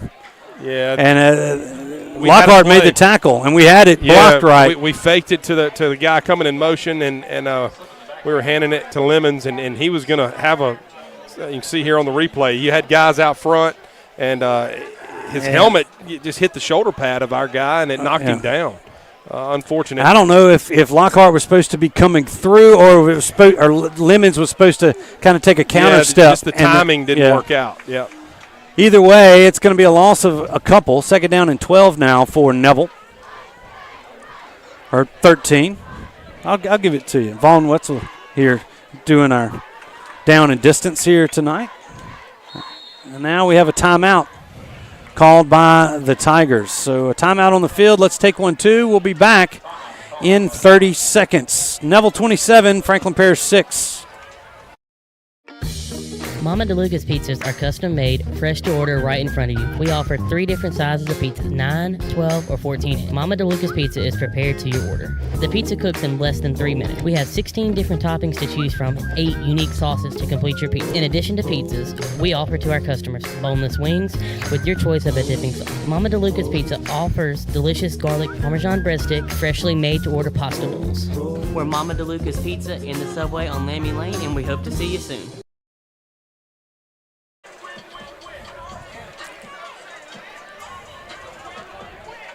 Tigers still huddled up around Coach Gregory there on the sidelines. Coach Tannehill. 6:29 to go in this first half. Neville leading Franklin Parish 27-6. Franklin Parish just got on the board on their last drive. Nice crowd over there for Franklin Parish. Another nice crowd for the Tigers here on the visitor side. All right, here's Fuller. He's got Lemons back in the backfield with him. He's going to throw the seam route, and Campbell, it didn't look like he had his head turned around fast enough. Yeah, he came open, and the ball looked like it was just behind him, and it kind of shocked him. It got on him quick. You can see it on the replay right here. As he cleared. He was trying to clear the linebacker. Just thrown a little early. That's one you want to put in his breadbasket and let him go to work. So now 3rd down and 13 for the Tigers. They're going to split 3 wide. You've got Hanlon. See, I got that. Right. I almost said Watley. I had to stop myself. Vaughn, and I believe that's Tamarian Wade. Fuller looking to pass. And he's going to be thrown forward. The pocket collapsed on him. He's going to get a yard, and that's going to be it. So it's going to be 4th down and 12, and the Tigers will swap out personnel. Jake Deal's going to try a decent field goal here. T's going to be at the 33. This will make this a 43-yard attempt as a late add to the protection. Comes in. Tigers with plenty of time on the play clock. There's a snap. The kick is up, and it is good. A 43-yard field goal from Jake Deal makes it 30-6 with 5:36 to go here in this first half. We'll be back in 30 seconds with more Neville Tiger football. Or nope, we're going to keep it here. We'll just keep it here. We'll keep it here. Let's check in with Jason Ewing, and I believe, Jason, that's the longest field goal for Deal this season. Yeah, for sure this season, and that's the longest field goal I can remember over the last 5 or 6 years of doing this. Now, we've attempted a few, but that was a nice job there. Tigers drive stalled there at the end, and we were able to get 3 points from it. Yeah, and that's a weapon going into the playoffs there. If you can consistently start hitting 30, 40-yard field goals, I mean, that changes things. Hey, you get confidence to put 3 on there, and you always want to come away with some points when you get that deep in the opponent's territory. So Deal is going to kick it off again. I don't see if Sergio's out there. Iliev, number 7. I don't know. I'm looking for him. Not that Deal's doing a bad job. No. They've been rotating out. I haven't seen him down here. Deal kicks this one. That's going to be Whitley, who takes it from the 10. Rushes up the far sideline. Nice little return from Whitley out to the 34-yard line. And the Patriots will take over from there. Yeah, 5:29 left. You still got time for this defense to get a 3 and out, get the ball back on offense, and maybe go put some points up right before halftime. So we'll see what this defense can do. It seems like Franklin Parish has had the ball for a long time. Yeah. They throw the ball, some incompletions. It's not time of possession-wise, but it just seems like they've been out there a while. Yep. Sergio has been out sick with the flu this week. I see. Well, thank you. There's our man on the street, Jason Ewing, the Marion State Bank sideline report. Yep. He's reporting. There's a handoff. Number 5 around the right side. He's going to be forced out of bounds by Tytron Hanley at around the 39-yard line. Actually, the 40-yard line. That'll be a gain of 6 on the play. 2nd down and 4 now for the Patriots. Yeah, and Franklin Parish just ran the speed sweep right there, got outside, and able to create a good first down play and get 6 or 7 yards there. It's Kenyon Martin on the carry for the Patriots. He remains in the backfield.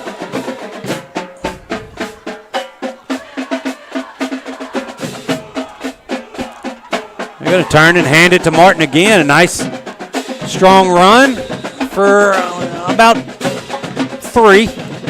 Out to the 42, he'll go. And it's going to be 3rd down and 1 now for Franklin Parish. A long one.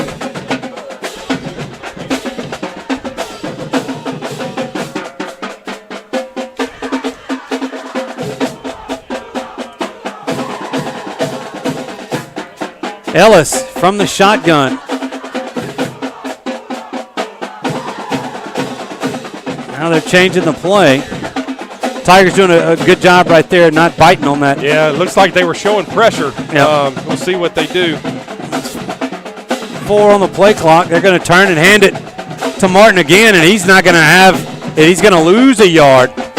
Back, maybe a couple back to the 40. Yeah, and both inside backers, they were downhill, and they were in the backfield as the quarterback handed the ball off and made a good stop there. Franklin Parish weren't able to pick them up. Decision time for Franklin Parish, and they're going to swap out players. Cordell's going to come in.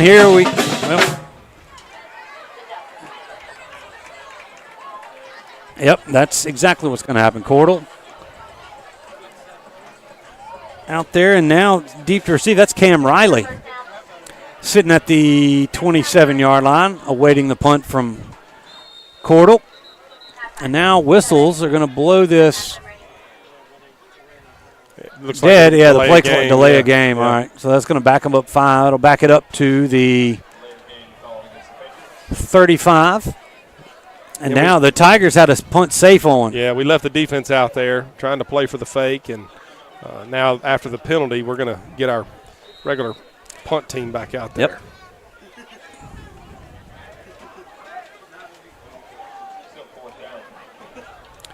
Now Riley standing at around his 33. Snap is back. The punt is away. Riley is going to step away from it. The ball will be downed at the 33-yard line, and the Tigers will have 3 minutes and 37 seconds remaining here in this first half to put together another drive. Yeah, and if you're an offensive coach right here, you're telling them, hey, guys, 3 minutes, 37 seconds left. Let's treat this like we're behind. Yeah. Let's go try to score points. This may come up again, and down the road in the playoffs. Let's play with that playoff intensity, even though it's 30-6. Let's go out and try to put points on the board before half. All right, as we look forward to what's coming up on the Martinez Chiropractic halftime report, we'll have scores from around the area. Also, Tiger Beat. Do we have Tiger Beat this week? We do not. Okay, so we won't have Tiger Beat. As that ball is complete to the freshman, Zealand Young, actually the sophomore Zealand Young. Fuller remains in at quarterback, but we'll have the halftime. Hope to speak to Coach Tannehill at halftime. We'll have to get Dylan down to the other end of the field.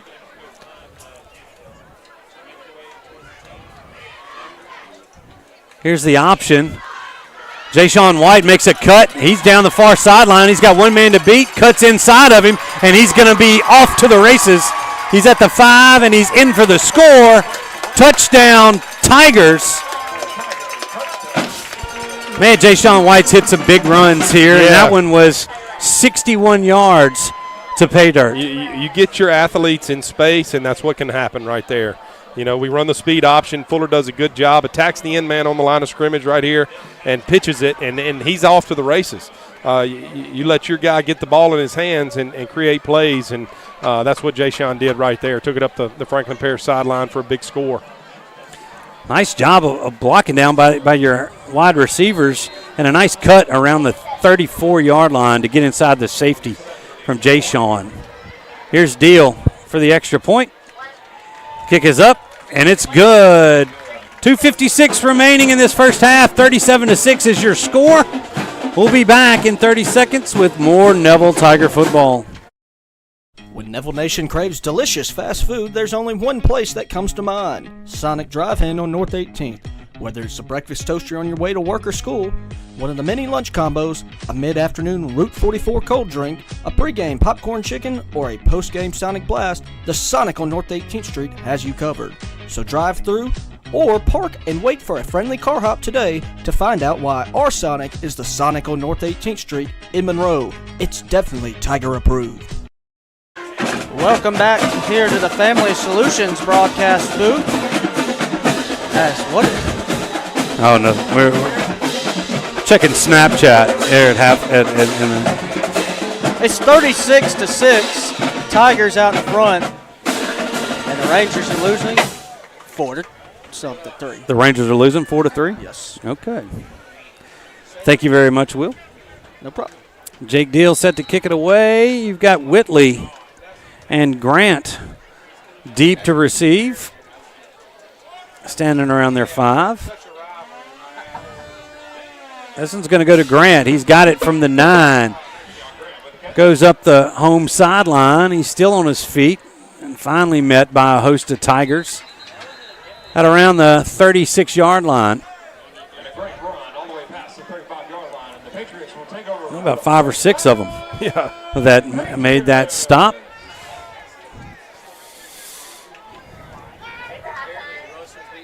So, wow.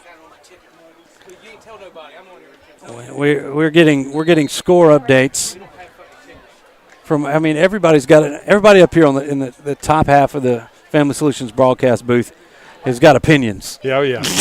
And we're hearing every one of them. You can see there's 1, 2, 3, 4, 5, 6, 7, Ash 8, was 9, over West 10. Monroe 10-7. Yeah, that's a good game. Here's Ellis. He's going to be ridden down. That's the sophomore Malik Grayson getting him from behind right there. Yeah. That's going to be a loss of, I guess they spotted it. Where is it? At the 37. So now we're at the 29. So a loss of 8.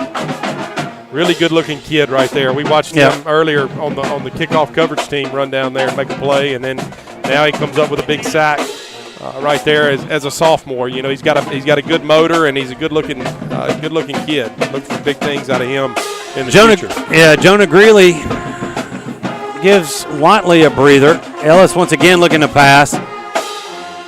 He finds Whitley. Nice catch there around the 41. And Marshawn had to go up and get that one. And another strong throw from Ellis. Yeah, good job there by the receiver for Franklin Parish, finding the zone and sitting down and a good throw. And the receiver went up and got it. That was a really good catch there by Franklin Parish's receiver. Clock is running. 1:34 and counting here. And remaining in the first half. Ellis. A single back, 2 receivers to the far side. He brings receiver in motion. He's going to hand this football off, though, and it's going to be a loss of a couple on third down as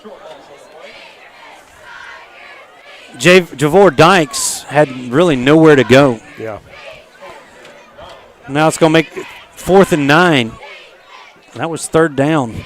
Yeah, it looks like they're trying to run clock here. You know, we're under a minute, and they're not in hurry-up mode. No, they're not. I don't know. Are they going to go for it? Maybe just try to run the clock all the way down and go for it here.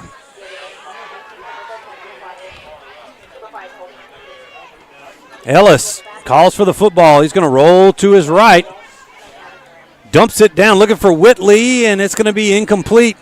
Overthrows his intended receiver, and the Tigers will take over with good field position at the 38-yard line of Franklin Parish with 33 seconds to go. You know, I believe, do we have 2 timeouts left? We do. We got 33 seconds, and Jake Deal made a 43-yarder earlier. So, in my mind, let's try to get in field goal position with our offense. Let's work on some stuff right here because this may come up down the road. And let's get into field goal position and at least kick a field goal right before half. Use our timeouts and execute our offense. We only have one timeout. One time, okay, we got one timeout. So you still got plenty of time to get into field goal range. Okay. I only remember one being called. No, we had to call the extra one for the defense. We took one on defense. Yeah. Fuller drops back to pass. He's got Hanlon. Makes a move at the 40, cuts it back inside, and he's going to fall forward to the 30. That's going to be a yard short of the first down. The Tigers got to get to the line and get a play in here. Yeah. As clock's ticking. 14 seconds, 13 seconds. Tigers get set. Now they snap it with 8 seconds. Fuller. They get out of bounds. Gets it to Vaughn. Vaughn dancing around, and that's going to be the end of the half, as that was one where you had to get out of bounds quick. Yeah, you know, we had the right play call. Vaughn's got to catch it and get out of bounds, and we've got time to maybe kick a field goal there before half. Well, we've reached halftime. Your score, Neville 37, Franklin Parish 6. As we check in with Jason Ewing, he's looking for Coach Tannehill as he's making his way down to the end zone here at Franklin Parish. Let's see. I think we do have him. All right, Jason, down to you. Hey, Coach. Defense played well. Offense played well first half. You know, a couple of penalties here and there, but that kept Franklin Parish drives alive. But all in all, good output. I was proud of the guys. You know, they got a few breaks there at the beginning of the game and scored 2 quick ones and got up on them. But, you know, offensively we really drove the ball down and played really well. And I thought, you know, obviously defenses played great too. So Looking forward to the second half. All right, thanks, Coach. All right, thank you, Jason. Thanks, Coach Tannehill. Well, Robert, just a quick rundown of this first half. I mean, it's been all Neville. It hasn't been in doubt since the first kickoff. We forced a 3-and-out, got it on the 1, and we scored. We've had 3 one-play drives for touchdowns, 1 3-play drive for touchdowns. Actually, I think one of them might have been a 2-play drive. It doesn't really matter. Yeah. We'll get to the stats. Jay Traylor's been punching the numbers for us down there, but you talked about what the Tigers needed to do. It looks like there at the end of the half, they started to work on a few different things, and it kind of slowed them down just a bit. And we wanted to see the offense execute like we've been doing the last few weeks, and I think we've done that. Franklin Parish has shot themselves in the foot. Yeah. Coming out early, you would hope to see them, play up for this game. They had trouble on special teams, and Neville was able to get out to a big lead. Now we've got to go out at halftime, and we've got to create a game within a game. Yeah. We got to come back out and try to play situational offense and defense and work on things and not get complacent. I mean, weird, strange things have happened. You got to continue to play the second half, although it's 37-6 at half, but continue to work on things like right there before half. We're working on our passing game, and this is for the playoffs going forward. Yeah. So anyway, games like this, you gotta continue to operate your offense and defense and special teams. Well, a lot to work on, a lot to watch and listen to here in the second half. If you're joining us on Sunday 98.3 and the Neville Tiger Network, your halftime score 37-6. We are in the Martinez Chiropractic halftime show. We're going to take a break. When we return, we're going to have stats from the first half. We have scores from around the area and a special interview. I believe Jason Ewing's going to catch up with Will Campbell and Lance Hurd, who are at the game here this evening. So you want to stay tuned for all of that, and we will return after a 2-minute break with more here from Franklin Parish. Mama DeLuca's pizzas are custom made, fresh to order right in front of you. We offer 3 different sizes of pizzas, 9, 12, or 14. Mama DeLuca's pizza is prepared to your order. The pizza cooks in less than 3 minutes. We have 16 different toppings to choose from, 8 unique sauces to complete your pizza. In addition to pizzas, we offer to our customers boneless wings with your choice of a dipping sauce. Mama DeLuca's pizza offers delicious garlic Parmesan breadstick, freshly made to order pasta bowls. We're Mama DeLuca's Pizza in the subway on Lammy Lane, and we hope to see you soon.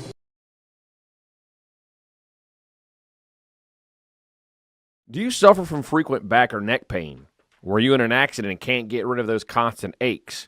Maybe you're someone who deals with chronic migraines and tension headaches. It might be time to see how Martinez Chiropractic can help you. The goal of Martinez Chiropractic is to reduce or eliminate pain in just a few sessions using the latest in chiropractic technology. Don't suffer in pain another day. Call Martinez Chiropractic today at 318-654-4310 or see him in person, 1828 Tower Drive in Monroe. Call David's Mobile Detail and Power Wash for all your detailing and power washing needs and soft washing capabilities too. They detail cars, trucks, ATVs, UTVs, boats, and even planes. They offer commercial and residential hot water power washing on nearly all surfaces including concrete, wood, and stucco. Give them a call, 547-3233, or visit them online at davidsmobiledetail.com or stop by 2501 Washington Street in Monroe. David's Mobile Detail and Wash, proud supporter of Neville Tiger football. At Marion State Bank, we're not just a bank. We're your neighbors, your friends, and part of your community. With branches in Marion, Farmerville, Sterlington, Drew, and soon to be West Monroe, we're excited to be growing alongside you. Whether it's opening that first savings account, buying a home, or planning for the future, we're here to guide you every step of the way. Don't forget about MSB Mortgage in Monroe. I'm Robert Lane. And I'm Ben Jones with Marion State Bank. And we live where you live. Marion State Bank, member FDIC and Equal Housing Lender. All right, welcome back here to the Family Solutions broadcast booth. Your halftime score tonight, 37-6. The Tigers over the Patriots, as you can see the Franklin Parish dance line out there performing. Let's go over some halftime. Let me go over some halftime stats for you. So far tonight, Tigers had 6 first downs tonight. They're 0 for 2 on third down. They had 18 total plays, 224 total yards, 123 through the air, 101 on the ground. They've had 6 penalties tonight for 49 yards. For the Franklin Parish Patriots, they have had 4 first downs on 34 plays. They're 0 for 9 on third down, 0 for 2 on fourth down. A couple missed opportunities on punts early in the first quarter has kind of stalled the Patriots early. They had 105 total yards in the first half, 82 through the air, 23 on the ground. They had 5 penalties for 35 yards. Your scoring summary tonight so far it all started with Ja'Shawn White, a 1-yard touchdown rush to get the Tigers out early 7-0. Then Ja'Shawn White again from 6 yards out. The 2-point conversion was no good. 13-0 Tigers. Then Caleb Vaughn on an 80-yard pass. Vaughn takes it to the house and gives the Tigers a 20-0 lead. Then Bradley Hanlon with a 7-yard touchdown reception. It makes it 27-0 Tigers. Then Franklin Parish, number 17, White with a 15-yard reception in the corner of the end zone. Franklin Parish gets on the board, makes it 27-8. Tigers up in front. Then Jake Deal nails a 44-yard field goal for the Tigers, makes it 30-6 Tigers. And then the Tigers, Ja'Shawn White, another touchdown, 3 so far in the first half for White for 63 yards, and that gives you your halftime score, 37-6. Some top so far tonight, Amon Fuller 5 for 6, 116 through the air, and 1 touchdown pass. John Michael Sampanero 1 for 3, 7 yards, and 1 touchdown pass for Franklin Parish. Ellis is 8 for 20 for 82 yards and 1 touchdown pass. Ja'Shawn White on the ground for the Tigers, 88 yards on 4 attempts. He's averaging 22 yards a carry for 3 touchdowns. Amon Fuller, 3 carries for 14 yards. And Jakeem Reitzel, 1 carry for 1 yard. Tardashian Lemons, of course, 1 for -2 on that, but he had that face mask. For Franklin Parish, Grant 4 attempts for 8 yards. Ellis 4 attempts for 15 yards. Receiving for the Tigers, Vaughn 2 attempts for 93 yards. Hanlon 2 attempts for 16 yards. Both of those guys have touchdowns. Dumas 1 for 10 and Zealand Young 1 for 4. Some halftime scores throughout Northeast Louisiana.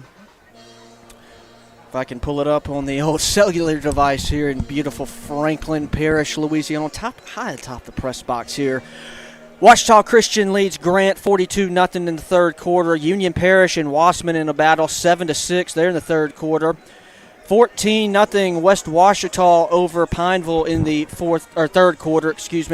Mangum over Rayville 24-0 at half. Vidalia and Madison. Vidalia leads that one 8-6 at the half. Gina over Caldwell Parish 30-7 at the half. Ruston all over Ouachita Parish 49-7 at the half. 10-7 Ash at the half over the West Monroe Rebels. 22-0 lead for Richwood over Carroll in the second quarter. Darbone Woods leads Green Oaks 21-0. Oak Grove 14-0 over General Trask. And no score right now on the Tensall Block game. So haven't gotten any alert on that one. Hate that. No score. Some other scores from around the state. Go Division I real quick.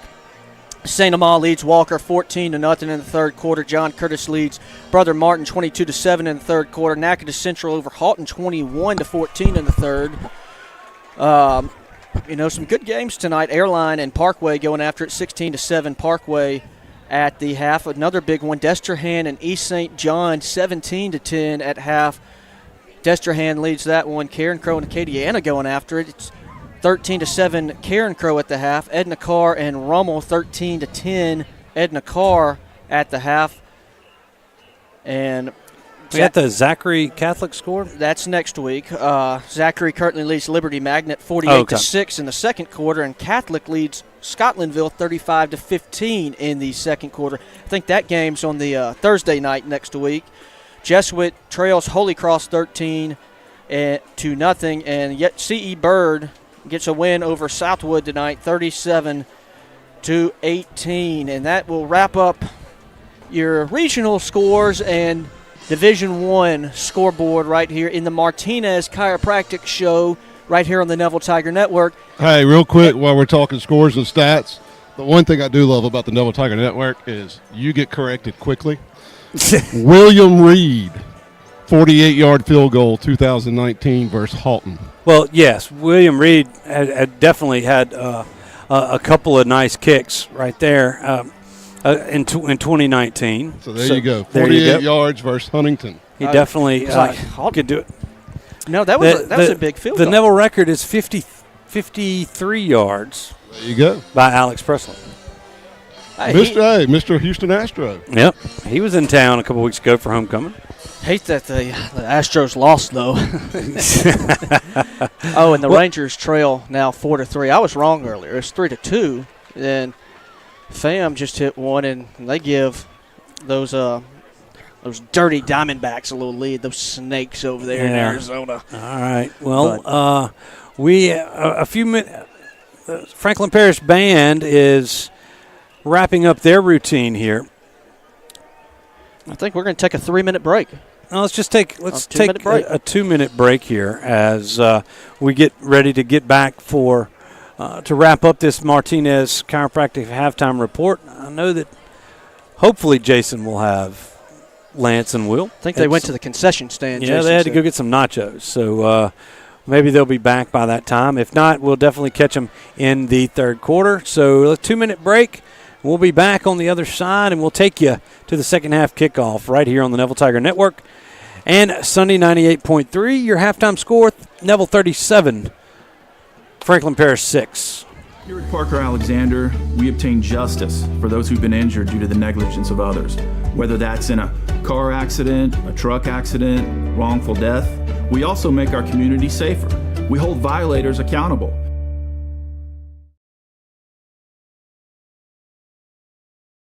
Winning is synonymous with Neville High School and Williams Orthodontics.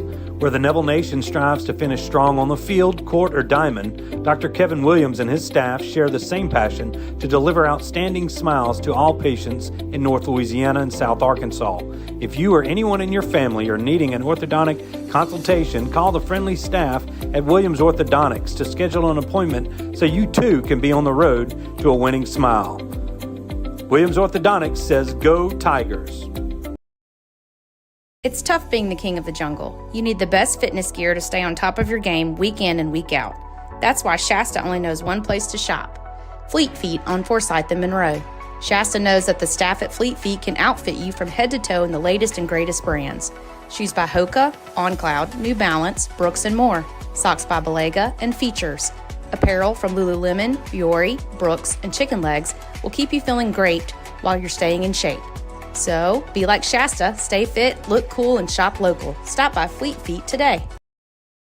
In today's real estate market, you need an experienced team to navigate your buying and selling decisions. I'm Misty Hodge with Keller Williams Realty. Let my group use their combined 45 years. We know purchasing or selling a home can be a stressful experience, but not when you choose the Misty Hodge Group. Whether you're buying, selling, or investing, give us a call. 318-348-5945 or go to mistyhodge.com. That's MISTIHAJJ.com. We support this community and go Tigers. Truck accidents are different from car accidents. With trucks, you've got federal regulations that may apply all over the land. You need an attorney who's experienced in handling these cases, who knows all those federal laws, and has years of experience fighting for our clients. Welcome back here to the Family Solutions broadcast booth. High atop the the Franklin Parish press box here. We got some microphone issues. What do you? And that's no. There's no issue. Oh, it's me. It's me. It's 37-6 halftime score. Tigers lead, and I'm going to go ahead and throw it back to the voice of the Neville Tigers. Oh, they're doing the split the pot. Maybe that was me. Oh, they didn't come up here and sell us any split the pot tickets. I know. It's been my week, you know. I know. We could pay. Yeah, we could pay for gas on the way home. Someone's a winner. Someone is a winner. It's a she, so it's not me. It is not you. But no, they got a very nice press box over there for Franklin Parish now.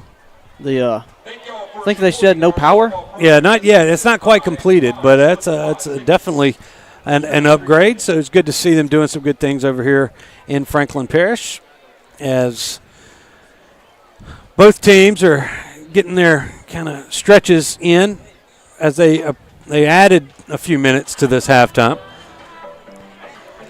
I think they're slowly walking back. Jason, kind of shaking some hands, signing some autographs, kissing some babies down there. It's an off week. They're moving slow, I can promise you.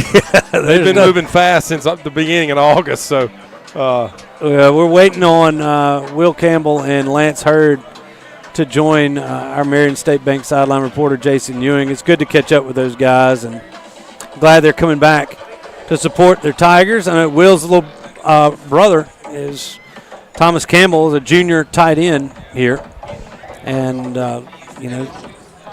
very rare. I can't tell you. I don't think it's ever happened at LSU, but where you have two starting tackles for a SEC school come from the same high school. Yeah, that's pretty impressive. But and let's take it. Let's get down to Jason. He's got Lance, and this is one time where Jason's one of the smallest guys. Yeah, I feel small standing here. Of course, I've got Lance Hurd to my right and Will Campbell to my left, and we'll start with Lance. Lance, made your first SEC start last week. How was that? It was great. I feel like I was prepared going into the game, and it's much easier, playing with guys like Will that's experienced and went through it all. He kind of gave you some pointers, know what to expect, but you said when you went down the recruiting you were going to play early, and it's come to fruition. You are playing early. That's got to make you excited. Yeah, man. Like I said, it was expected. I knew I was going to go in and work, and I saw Will do it, so and Emory, and so I knew it was possible. There you go. And then of course, Will, you show up on campus and immediately get thrust into the starting left tackle job at LSU, but had a good season going into your sophomore year. You knew kind of what to expect out there, and how do you feel like the season's going so far? I feel like it's going well. We're playing well as an offense right now, and we're only getting better each week, and we're growing, and sorry, like I said, we're growing, and I think we hadn't even reached our potential yet. So just got to keep moving on week over week. Yeah, and you say you hadn't even reached your potential, and y'all are hitting 2019 type numbers. It's a prolific offense with Jaden Daniels back there, and of course, big game coming up this week at Alabama. And, Coach Saban. So I know everybody up here is cheering y'all on, and it's good to see y'all down here on the sidelines. Y'all are celebrities down here. I want to know what they got at the. Stewart Shelby wants to know what you got at the concession stand. We've eaten like 3 times already since we've been here, so we kept it light, just some nachos and Powerade. Nachos and pickles, what'd you get? Just a nacho and a Powerade. We're going to Johnny's and eat like old times after the game. There you go, guys. Thank you. Hey, thanks, Jason. Thanks, Lance. Thanks, Will. It's just good to see them back here, and it's gonna really a big game next week for the Tigers against Alabama. Who's Ole Miss? Ole Miss got who are they playing? They've got Vandy tomorrow. Vandy tomorrow, but next week maybe A&M. Okay. Yeah. It's a gauntlet, the SEC. It definitely is. All right, second half is presented by our good friends at Williams Orthodontics. And this ball was touched early, it looks like. But we will see as they go for the onside kick, and the Tigers should take over 1st and 10 at the Franklin Parish 48. Well, it should be illegal touching. Yeah. I don't see a flag. They don't tell me who's got the football just yet. They definitely touched it before it went 10 yards. Yeah. It was on their sideline over there, so it was hard for us to tell. I don't know. Do we have it on the replay? It's Neville ball. Yeah, but if that is the case, you got to re-kick it. It's illegal touching. Yeah. Illegal touching. That's going to be a 5-yard penalty. Yep. From that spot at the 47, or did Neville recover it? No, the referee Franklin Parish recovered it. It was okay. Illegal touching. Okay, but they're not stepping off the 5 yards. Off the 5 yards, right? All right. Either way, Neville football at the 47 of Franklin Parish. We're just underway here in the second half. Neville 37, Franklin Parish 6. Fuller has Lemons to his right. Dumas in motion. They're going to throw the quick hitch there to Hanlon, and he's got it complete on the far sideline for a nice gain on first down. I believe they're going to say he's out of bounds at the 41. That'll be a gain of 6 on first down. 2nd down and 4 now for the Tigers. Yeah, great call on first down. They've been giving us soft coverage there to the boundary to Hanlon, and we got to hit that hitch and create first downs and positive plays. This time they bring Vaughn in motion. They hand it to Lemons. He is got the Tiger first down, gains 5. He needed 4. That's going to be a Sonic drive-in on North 18th Street first down, the first one of the second half for the Tigers. Yeah, and good tough run there inside the tackles by Lemons to get the first down. Got just what he needed to move the sticks and keep this drive going.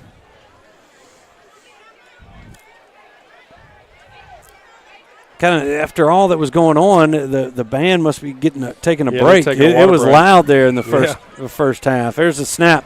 Fuller dropping back to pass. He's got Lemons in the flat.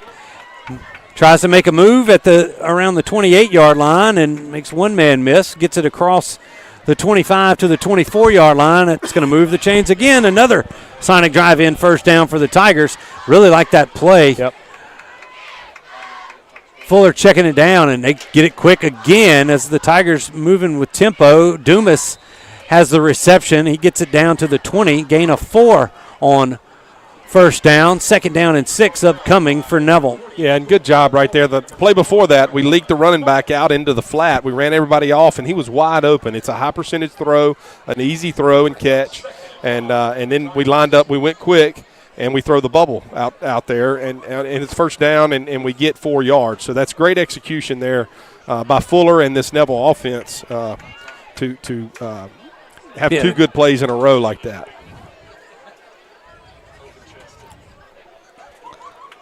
New tight end in there. That's for the Tigers. As they hand this to Lemons.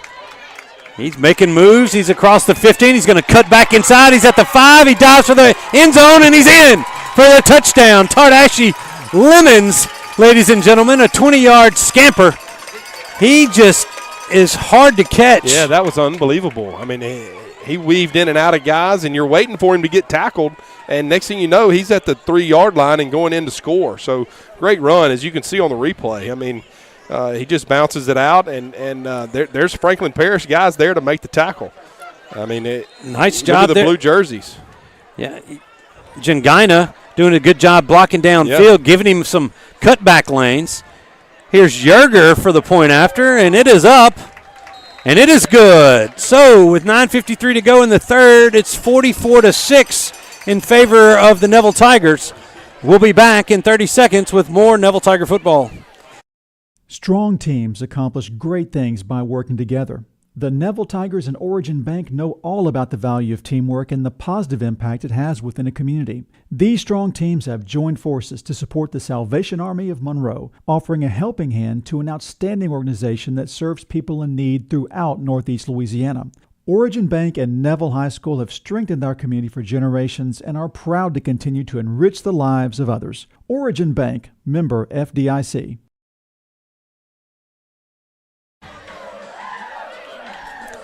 44-6 your scores. We return to the Family Solutions broadcast booth. Stewart Shelby, Robert Lane, Jason Ewing. And every now and again, we allow Will Anders to get on the microphone.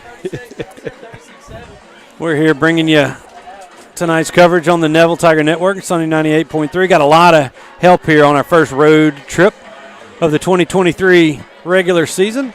Well, since I'm allowed to talk right now, this is our first road trip since August. Yeah, we did a half of a game. I know, and it's just it takes a lot. It takes a lot. We had to practice Robert walking on a worked out bus this morning. I did. We're standing up. My back's hurt. I made the poor choice of wearing boots instead of tennis shoes today. I'm standing up the whole time. There's the kickoff from Deal. It's bobbled but picked up by Watley at around the 15-yard line. Not Watley, Whitley. And he gets it out to the 30. And that's a good. See, that's a miss that you could, you definitely blame me, but it was a Watley Whitley. Yeah, Watley Whitley. Okay. I know it's not Hanlon Watley. It's the Brody and Bradley. Brody and Bradley. Okay. I mean, it's the BR. We can give you 50% credit there. Just glad that that's Marshawn Whitley and not Brushawn Whitley. I'd probably screw that up. Brody Watley. Yeah, that's right. Ellis. Bears goes fast. With a quick throw out to the far sideline. It's complete to number 17, DeChauncey White. That's going to move the chains for Franklin Parish. Yeah, Neville defense wasn't even lined up. They come out again in tempo. They're trying to get a guy off the field. They're not going to make it. The flag's going to come in. It's a free play as a throw back. Nice catch there by Kenyon Grant. He's finally brought down by Juju Burns deep into Neville territory at around the 32-yard line. But a juggling catch, if you can watch it here on the Parker Alexander replay, as Grant bobbles it, goes through his legs, and then brings it back. The second half is sponsored. You see that in your upper right corner by your good friend Dr. Kevin Williams at Williams Orthodontics. The Tigers are winning. Brings a smile to the Tiger fans' faces. And if you want that smile to be straight, call Dr. Kevin Williams at Williams Orthodontics. Yeah, that's a good one. I like it. Ellis puts a man in motion. He's going to throw it to the motion man, and it's almost picked off. Sutton Lewis came in, saw it, and broke on the football and broke that pass up. But at a moment, you thought he might step in front and get a pick. That was going to be a pick six right there. Good job there by Sutton, reading the play and breaking on the football there, and just wasn't quite able to come up with the catch.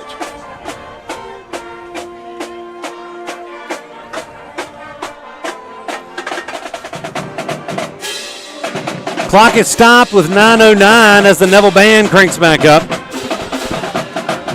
2nd and 10 for the Patriots from the Neville 32. Ellis looking to throw. He's got a man complete around the 24-yard line. It's going to be about a yard short of the first down. Let's call it 2 yards short. 3rd down and 2, rather. Coming up for the Patriots. Quarterback did a good job again, stepping up in the pocket and threw a laser over there to his receiver. Yeah, Ellis has got an impressive arm. Great arm, yeah. He's tall, he's long. Yeah, he throws a good ball. All right, here's Ellis. He's going to hand it to his running back, Kenyon Martin, and he is smothered. Yeah. That's Jordan Fobbs White, the sophomore, in there with a nice stop. Yeah, that was a big-time tackle there by the sophomore. He going to lose a yard. Yeah, that was a replay from the play before. But good to see these sophomores getting in. As the season has gone on, we've watched some of these guys kind of develop, defensively and offensively. And he just shook his block and dropped Martin for a 1-yard loss. And it's 4th down and 3 now for the Patriots. Ellis is going to roll to his right. Oh, man is wide open. That's Whitley inside the 10. He's forced out of bounds. And they were playing zone coverage, and Whitley once again sat down right in the middle of it, and Ellis delivered the football. If the corner over there doesn't have anybody that's threatening him in the flat, he's got a sink right there. And you can see him trying to, just didn't get underneath it enough. And it was a good throw by the quarterback. So 1st and goal now for Franklin Parish from the 8.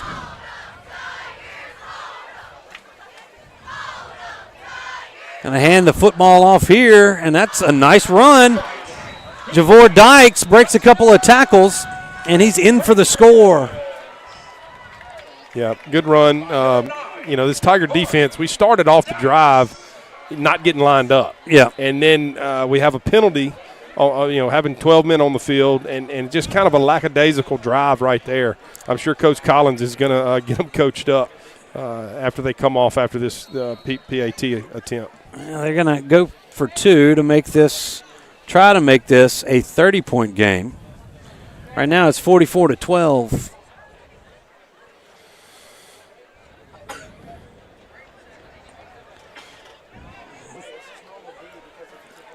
There's Ellis, puts a man in motion. Looking to throw it back to the near sideline. He's got his man, that's Whitley, and he's in for the two-point conversion. And it's 44-14 in favor of the Tigers with 7:30 to go here in the third quarter. We'll be back in 30 seconds with more Neville Tiger football. If you've been injured in an accident, you could be compensated in several different areas. You may have personal physical injuries. You may have financial injuries. You may have lost wages. These are all things that we can put our experience to work for to help you here at Parker Alexander. Whether you're dining in or grabbing to go, at Nukes, we love to share great food. To delight with new flavors, to celebrate every bite. Join us at Nukes Eatery.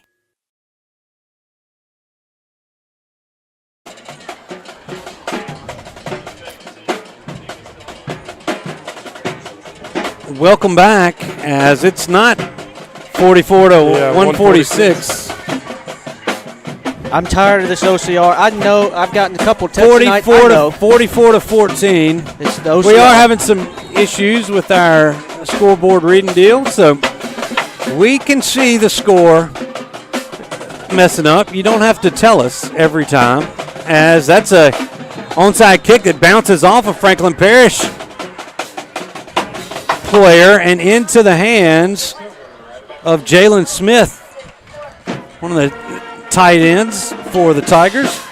Good job. It looked like that was very close as we watch this on the Parker Alexander replay, as you can see him do it, and it was touched a little early. Yeah, it was close. But either way, Jalen Smith recovers it. It bounced off a Patriot, and the Tigers will have it on their own 46-yard line, and this will be John Michael Sampanero's go.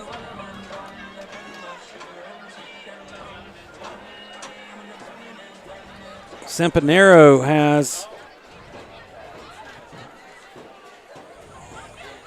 he fumbles the football. He pulls it out of the gut of Jakeem Reitzel and can't come up with it. Yeah, and I believe he got back to the line of scrimmage. And that's about it. Maybe got a yard, fell forward for a yard. You want to try to have success on first down. That helps get the drive going and to create a rhythm. We'll see what we got up our sleeve for this second down call right here.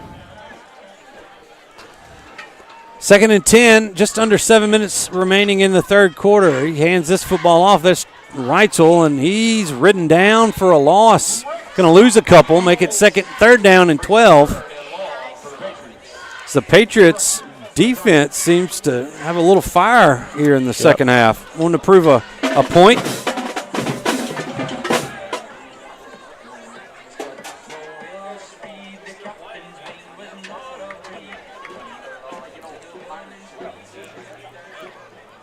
Playing some Irish ditties across the way.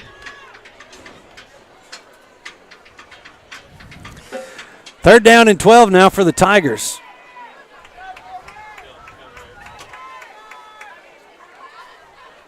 Sampanero rolls to his left, and the ball is dropped. I think that was Lockhart at around the 50.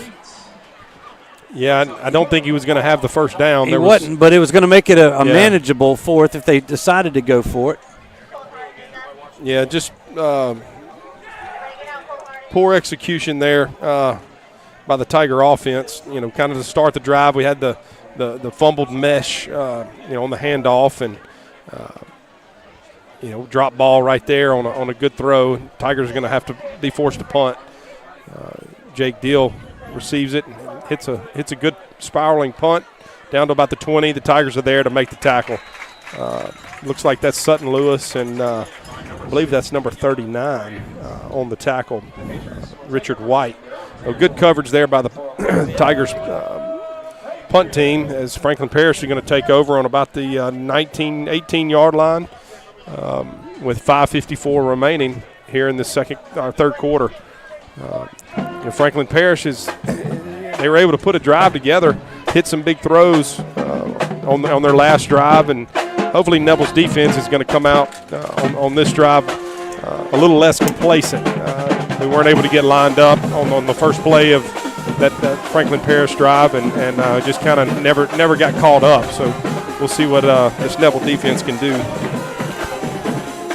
Franklin Parish comes out. They're 4 wide, 1 back in the backfield. Quarterback takes a snap. He's flushed out of the pocket, chased by number 21. He's got room to run.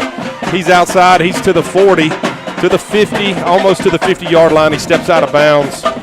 Great run. Looks like Neville may have brought pressure, and he was able to escape the pressure, and there was nothing but green grass for him. And so a big gain by the quarterback for Franklin Parish, bring them to about the 47-yard line. I'm just going to let you do play-by-play for the rest of the night, Robert. You're doing a great job. How about doing a little camera maintenance? Had to get a battery. I just had to turn it on. Just had to turn it on.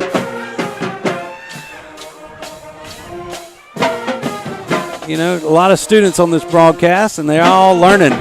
Ellis has Whitley across the middle. He breaks a tackle at the 40, and he's off to the races. He's going to score. There's a flag. Do we have a flag at the 10 or at the 20? It might be a hold downfield. We'll check our replay and see, but here in just a minute, they're going to have to maybe bring this back. Yeah, but a nice play by Whitley. You can see the hold right here on number 11. Yeah, he's got him. Yeah, he's got him, slung him around. That's what drew the flag. So it's going to be a first down for Franklin Parish. But the touchdown will be taken off the board. That's going to back it up to the 30. It'll be 1st and 10, Franklin Parish from there. As the official still looking to place the ball, and he places at the 19. So either way. Yeah, fortunate break there for the Tigers, but 2 big plays in a row this quarterback has produced for Franklin Parish. You saw the arm there. I mean, that was a heck of a throw. Yeah. He sat back there and zipped it out of there, and this Neville defense is going to have to tighten up. They got to play harder. All right, here's 1st and 10 from the Neville 29. Ellis looking to throw, and he's going to be sacked. Finally brought down by Jordan Fobbs-White. Did you see on this replay, you had a couple of Tigers with a bull rush. I think that might have been Webb. No, that was Malik Grayson, a couple of sophomores providing the pressure for the Tigers. A big loss on the play back to the 40. 2nd down and 20 now for the Patriots. That's what I've seen with Franklin Parish's offense. You see them create great plays, and then they have that right there, a huge sack, and it's hard to regain after that because now they're, what are they, behind the chain, 2nd and 20. 2nd and 20, so makes it difficult on you as an offensive coordinator. Backfield runs away. They're going to throw the middle screen, and a great job, Sutton Lewis, as Sutton saw it a little bit late but was able to catch up to Kenyon Grant across the middle, and now Sutton comes up clutching it. I don't know what it is. Oh, he rolled his ankle as he was stepping over. Yeah. Hopefully it's just a sprain. Yeah, or just a twisted ankle right there.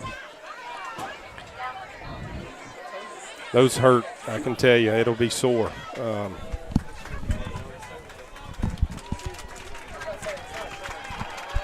They place the ball at the 37-yard line.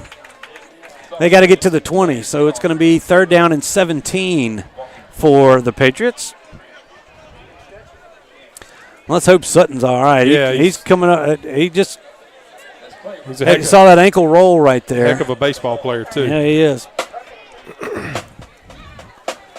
He's being tended to by Jason Donovan, a talented athletic trainer at Neville.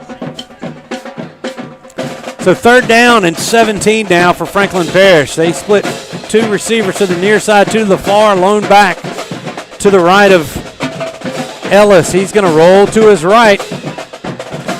Throws it back down, looking for the deep post, and it's going to be incomplete. Step for step with the intended receiver was Dakota Newton. They were looking for DeChauncey White. And that's going to be a 4th down now and 17. Yeah, they were going for broke right there, trying to sprint out and throw the backside post right there. he had the arm to get it there. As you see, he broke containment right here, and he chunks it up. Yeah, from the right hash all the way to the end zone. Yep. That was about 45-yard, 50-yard throw. Ellis drops straight back on 4th and 17. He's looking across the middle, and it is broken up nicely. It was a little high for the intended receiver, Grant, but Juju Burns was there to bat it down, and the Tigers will take over on downs at their own 37-yard line. Yeah, great job by the safety right there, coming up, making the play, and not getting the pass interference call on him. Yeah, he went up high. Yeah.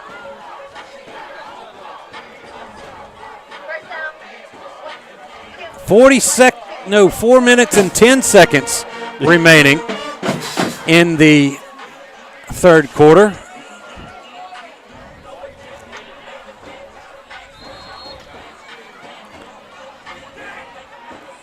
(44-14) is your score. Neville with a 30-point advantage. Sampanero hands this one to Jakeem Reitzel. He gets a couple out to about the 40. Going to be 2nd down and 7 now for the Tigers. And, offensively, if we can run the football right here. Get some success, get a long drive. Let's eat some of this clock up. Yeah. Well, Are they incomplete passes? We don't have a running clock. Yeah. It's 44-14. 5 first downs and eat some clock. Sampanero calls his own number. He's going to fall forward to the 43-yard line. 2nd down and let's call it a long 3 now for the Tigers. Clock running.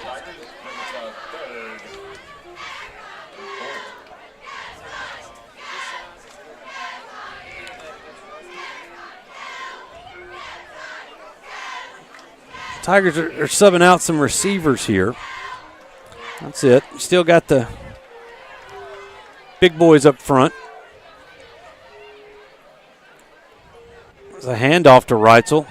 He makes a cut at the 48, gets to the sideline. He's going to be pushed out of bounds across the 30. Let's see where they mark him out of bounds at the Franklin Parish 29-yard line. And a nice run on 3rd down right there to get the Tigers into Franklin Parish territory. Yeah, as the Tigers are lining up to go fast. That was the inside zone play, and he bounced it outside. Great job getting the first down. Quick throw out to Tyler Dotson, and Dotson can't come up with it.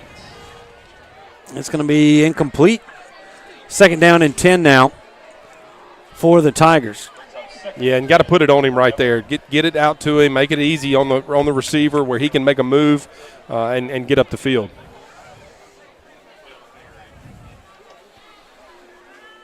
Clock stopped with 2:40 to go. Here still in the third quarter. Sampanera hands it off to Reitzel. Makes a couple of cuts, makes a couple of guys miss. And what looked like a play that might have been stopped in the backfield is a nice positive gain of about 6. It's going to be 3rd down, actually 7. Yeah. 3rd down and 3. 3rd down and 3 now for the Tigers. Yeah, really good run right there, and gets it outside and sticks his foot in the ground and makes a man miss. Yeah, that was Kenyon Martin, who had a chance at Reitzel. There's a straight handoff there to Reitzel, and he is thrown down with some force by Chad Jones. That's a freshman, number 42. At least that's what he's listed on the roster we have. So no gain on the play. 4th down and 3. 4th down and 3 here for the Tigers, and the Tigers are going to go for it. 3 wides to the near side. Look to the sideline for the play call. It's Jakeem Reitzel to the left. Now to the right of John Michael Sampanera. Sampanera looking to throw. He's going to run himself. He's got room. He's at the 10, 5, cuts it in and runs over a man as he crosses the goal line, and that's going to be 6 more points for the Tigers. Yeah, good job right there. I mean, obviously trying to get the first down. We turned it into a touchdown by a good run there by John Michael Sampanera, and he finished it in the end zone by running over, looks like a defensive back for Franklin Parish. You got to love it, but you got to protect yourself. He was going to score. Well, he was making sure he got in, but he definitely turned into that one. Yeah. Here's Yerger again for the point after. His second attempt of the night. That kick is up, and it's good. 1:13 to go in the third. Neville 51. Franklin Parish 14. We'll be back in 30 seconds with more Neville Tiger football. I'm Dr. Scott Shelby with Family Solutions. When you hear the words Family Solutions, you may not know that we're a comprehensive, strength-based counseling and psychiatric clinic. Family Solutions provides psychiatric care, individual and couples therapy, child and adolescent counseling, psychological testing, medication management. We also provide occupational therapy, physical therapy, speech therapy, and ABA therapy in one convenient location. For more information on how we can help your family today, visit FamilySolutionsCounseling.org.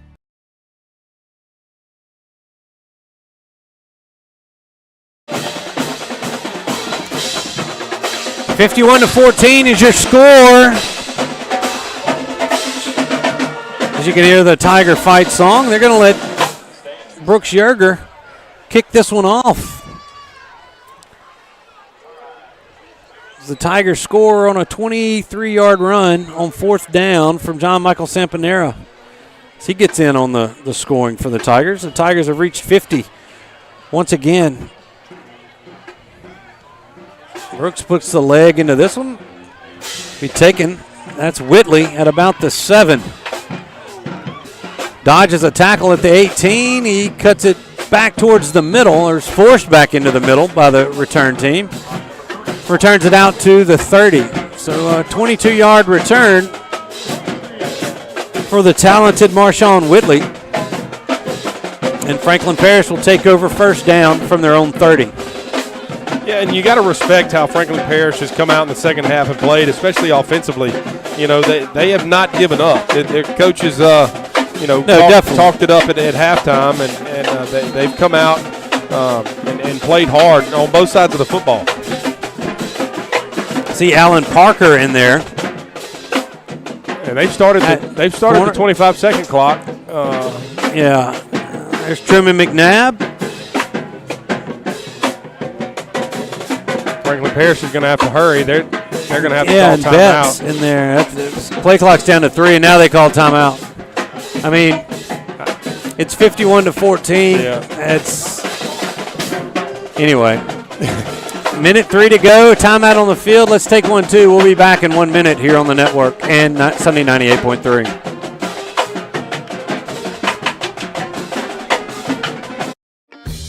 Mama DeLuca's pizzas are custom made, fresh to order right in front of you. We offer 3 different sizes of pizzas, 9, 12, or 14. Mama DeLuca's pizza is prepared to your order. The pizza cooks in less than 3 minutes. We have 16 different toppings to choose from, 8 unique sauces to complete your pizza. In addition to pizzas, we offer to our customers boneless wings with your choice of a dipping sauce. Mama DeLuca's pizza offers delicious garlic Parmesan breadstick, freshly made to order pasta rolls. We're Mama DeLuca's Pizza in the Subway on Lammy Lane, and we hope to see you soon. Do you suffer from frequent back or neck pain? Were you in an accident and can't get rid of those constant aches? Maybe you're someone who deals with chronic migraines and tension headaches. It might be time to see how Martinez Chiropractic can help you. The goal of Martinez Chiropractic is to reduce or eliminate pain in just a few sessions using the latest in chiropractic technology. Don't suffer in pain another day. Call Martinez Chiropractic today at 318-654-4310 or see him in person, 1828 Tower Drive in Monroe. As we return, just in time to catch the massive tight end, number 87, Tavon Bell. That's a big sophomore. As Ellis dropped it in to his awaiting arms on first down. They crossed the 50 to the Neville 45. Yeah, went play action there and slipped the tight end out and got behind the safety there, and quarterback made a good throw. I am impressed with Ellis. Continued to be. And then another completion. This time it's to Chauncey White. He's punished there at the end of that one. Yeah, Franklin Parish has done a really good job in the second half of sitting down in the Neville zones coverage, and the quarterback's done a good job of throwing the ball and making an accurate throw compared to the first half. Yeah. Franklin Parish going quick. They break a run in the middle. That's number 9, Javar Dykes. And he's got it down for another first down for Franklin Parish, down to the 22-yard line of Neville. And seeing a lot of new numbers out there on this defensive side of the football for the Tigers. And it, at some point, definitely not making any excuses, but 9 straight games. It's been some sleeper. They're looking. You get a bye next week. We'll talk about it as that we've reached the end of the third quarter. Finally. 51-14 is your score. We'll be back on the other side of this 30-second break with more Neville Tiger football. Stay with us.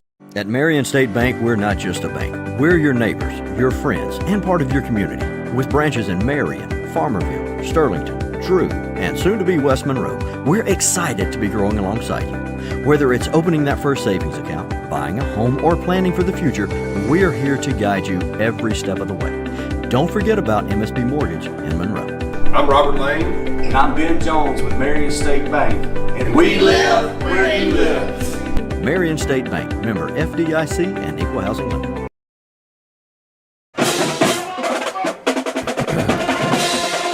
Well, we've made it to the fourth quarter, everybody. It's 51-14. Franklin Parish got a little drive going here. They got it down to the Neville 22-yard line. The Tigers break the huddle and have to run all the way down to get set up.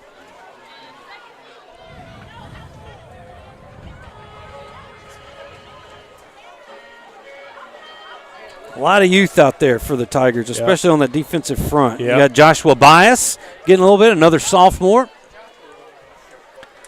Ellis looking to throw, and here comes a late blitz there from McNabb. He gets the throw away, but a nice job by the Tigers secondary, bringing down Chris Addison. I saw that. Let's see if I can't get that young man. That's Joseph Powell, a sophomore corner in there on the stop for Neville. Actually lose a yard on the play. Second down and 11.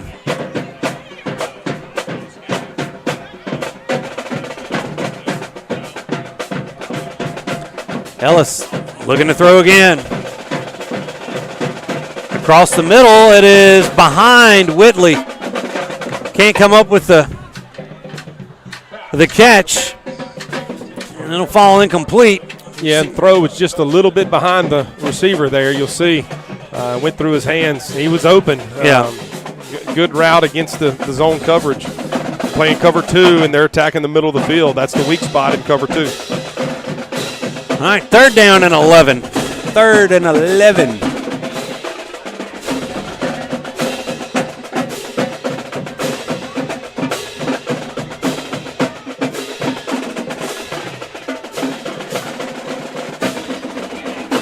Ellis on the low snap has to get rid of this one. It's incomplete. He kind of bobbled the snap, and the Tiger pressure was already in his face. The snap rolled back to him, so it messes up the whole timing of the pass play, and Tigers got to him, and Ellis was able to throw the ball away. It's going to bring up fourth down and about 11. Fourth down and 11.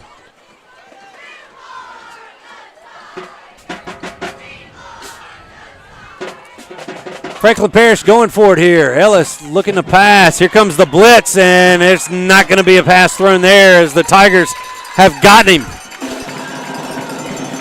Yeah, good job by Grayson the Tigers. and company coming in there. I think the first man in there was Reese Reichart, blitzing from that linebacker spot. Coach Collins went man free, had one free safety, and everybody else walked up. Well, that's a sign that they're bringing pressure, and we brought both the inside backers, and Franklin Parish was not able to handle the rush there, and defensive end was there to make the tackle there for the Tiger defense. Give the ball back here to our offense. Looks like we've got a new quarterback in. Is that number 10? Yeah, that's 10. That's Brock Jordan. That is the JV offense. Yep.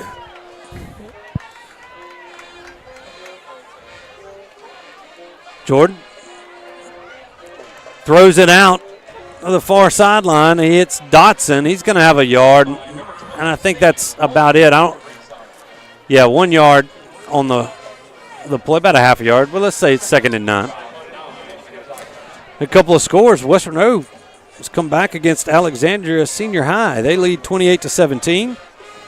Wasserman leads Union. That's a big win for Wasserman, 12-7. 3 minutes left in that football game. Yeah, that'd be a huge win. I got a big one next week against Sterlington. Yep. There's the option. That's Tyler Dotson. He gets to the edge and gets it up, and that's going to be a Neville Tiger first down as Dotson runs it all the way out to the 50. Nice gain there. A nice play call as they kind of bring Dotson around in motion, and Brock Jordan pitches it under duress. Yep. Good job. That was basically the triple option right there out of the shotgun, and good execution and a big play.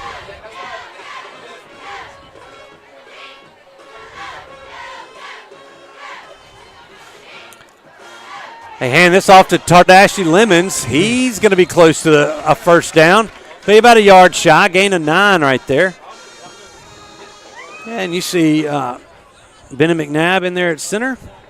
You got Corbin Falk at right guard. I think that's Charles Heck there at right tackle. Left guard is number 60. That's Cole Pesic. I'll try to get the left tackle. He might be a left tackle, actually. He is. Tardashi. Reverses field. He's still on his feet, and he falls forward to the 30. Wow, what a run. As he just initially was trying to get to the edge here and just stopped on a dime and came back around to the right side. Let's see, that's 69 at the left guard. That's Orlando Ross. And Eli Day in at tight end. There's Vaughn out. Split wide to the left. There's a run by Darrell Hubbard. Yep. Hubbard getting his carries. That's good for 3 yards. It'll be 2nd down and 7 now for the Tigers as they try to keep this clock moving. Yeah, 8 minutes and 15 seconds and counting. You'd like to see them continue to chew this clock up, and you don't want to give it to Franklin Parish. They're throwing the football. It's going to take even longer than it's taken tonight. Good to see Eli Day back there.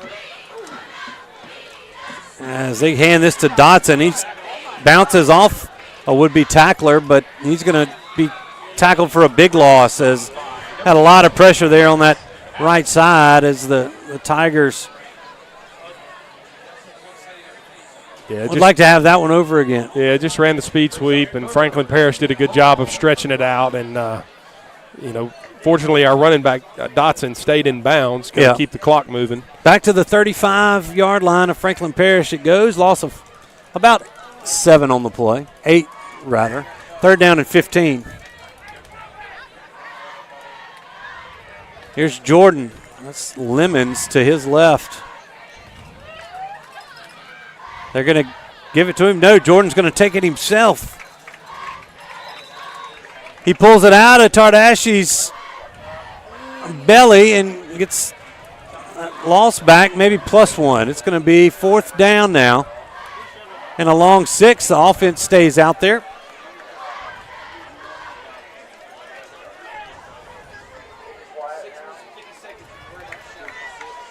We're under 7 minutes to play. Clock running.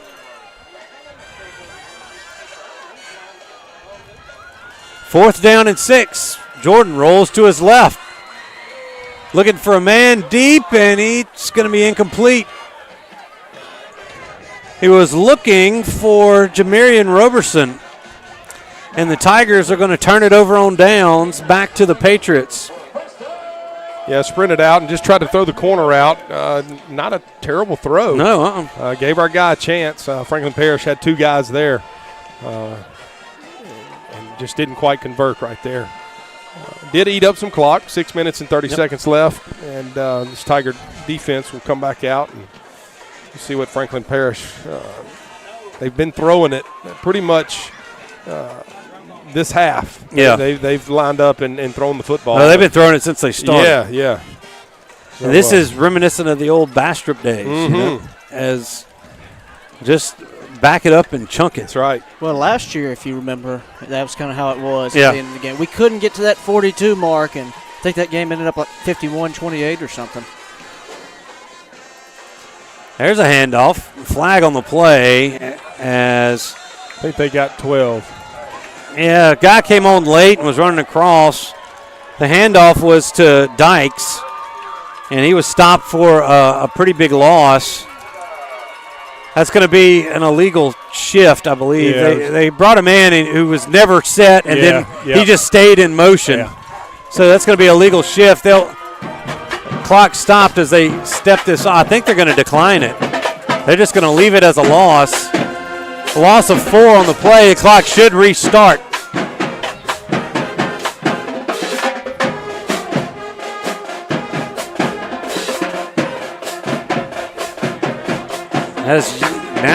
Now it's going to restart. There we go.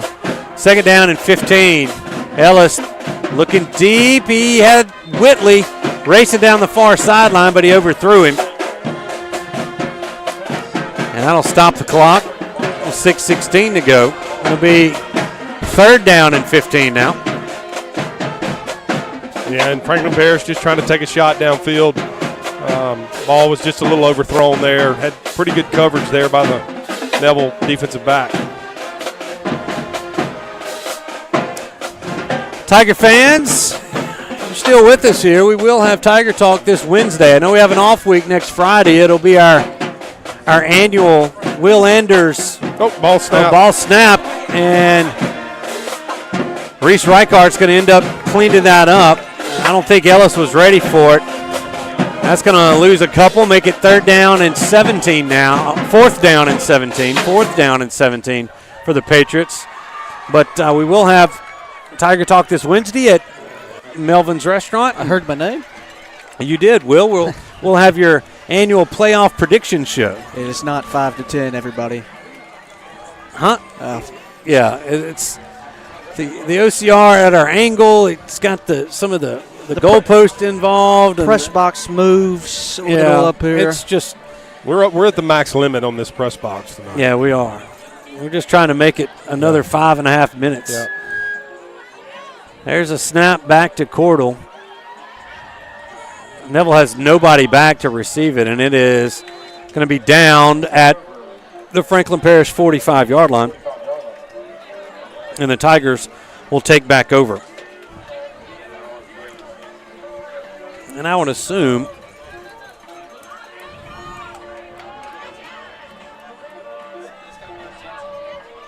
as I take a swig of water. Yep.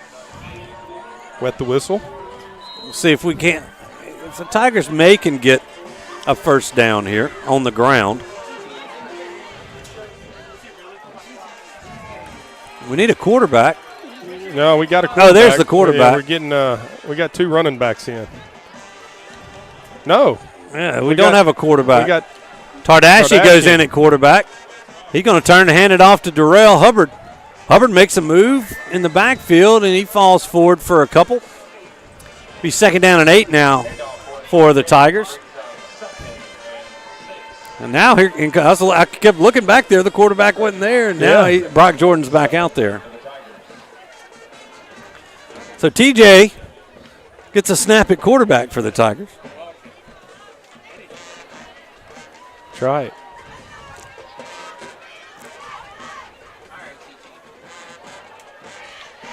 Tigers snap it. Hand it to Hubbard. He's wrestled down for a 1-yard loss. Like to see him snap it with maybe 5 or 6 seconds or under 5 seconds on that play clock. Yeah. Wassman has defeated Union Parish tonight. So that's a big win for the Wassman Wildcats. Congratulations. Yep. That puts a district championship game next week against Sterlington. Yeah, that's going to be a big one. Yeah. And Wassman avenging a big loss to Union last year. As that give is to Dardashi Lemons. He breaks it outside at the 20, makes another cut. Actually, that's at the 30. He makes another cut at the 25, and he's down at the 22-yard line. And, man, you lose him. Yeah. He kind of darts. He's so small. But quick. Yeah. And, man, what a run. And Tardashi gets the first down for the Tigers. He's got to be approaching close to 100 yards rushing tonight. Yeah, we'll check here on the stats. He had the big long touchdown run, and he's had some other good carries. So Jordan hands it to Hubbard. Hubbard is going to lose a yard.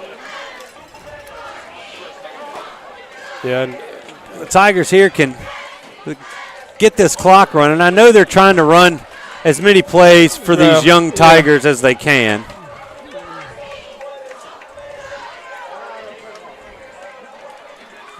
We can get this first down. Yeah, they could kneel it out. Yeah. Lemons has 65 yards. Okay. Hubbard trying to get outside, and he is thrown down again by number 87. And Tavon Bell is going to be a good player right there for. Yeah, that's a massive. He's a big human that caught the ball there in the second half. So loss of about 3. It's third down and 14 now for the Tigers. Clock's ticking. And it's going to try to slow it down. They probably try to get at least a couple yards and maybe try to kick a field goal. Yeah. That's Lemons back in there as right guard moves for the Tigers. That'll back us up 5 yards. We tried to hard count them. That's going to back them up.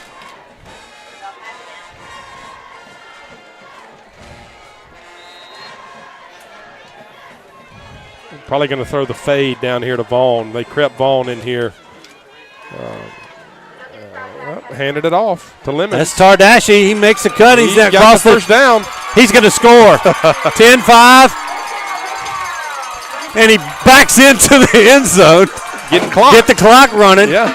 No flags on the play, and I swear, TJ Lemons, just start calling him TD Lemons. Yeah, I told you he was approaching 100 yards rushing. That's going to put him at about, 85 or 90? Yeah, that's pretty close. Yeah. That was a 20, 8-yard, 30-yard run, and he just has a little burst. And once he gets into the open field, he's hard to catch. Yeah. You don't see him, and then all of a sudden he's by you. And he has a football awareness. Yeah. He wasn't doing that to taunt. He was looking at the clock. Snap is back. A nice job there by Jordan to get it down for Yerger, and Yerger's kick is good. And now we have a running clock, so we'll probably keep it here. It's 58-14. We finally got to the 42-point threshold. It's actually a 44-point lead, and we may not even make it to the kickoff. To the kickoff, as this is 96 yards. 96 yards. Yep. For Tardashi. 7 rushes, 96 yards, 2 touchdowns. That's a pretty good night. A good night for all. So this clock is ticking, and I don't know if they're going to make them kick it off. It doesn't look like anybody's in a hurry. No, the 25-second clock is not running yet. So the Tigers are going to send their return team out, or their kickoff team. Yeah, the official was talking to Coach Campbell there. I don't know if they're laughing. They're look, they're getting them off. He said that's it. Yeah, there's no reason to risk an injury or anything like that on just a kickoff with it being 58-14. Well, folks, that's going to be your final here from Franklin Parish. Neville 58, Franklin Parish 14, as they are lining up.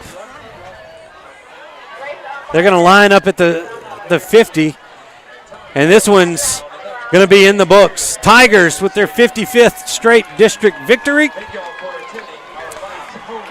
And they wrap up another district title here in Week 9. The Tigers will be off next Friday night, and should, barring anything crazy, they should wrap up a top 4 seed in the Division I non-select playoffs, and that'll be a bye. So the Tigers look to be off for the next 2 weeks here as we await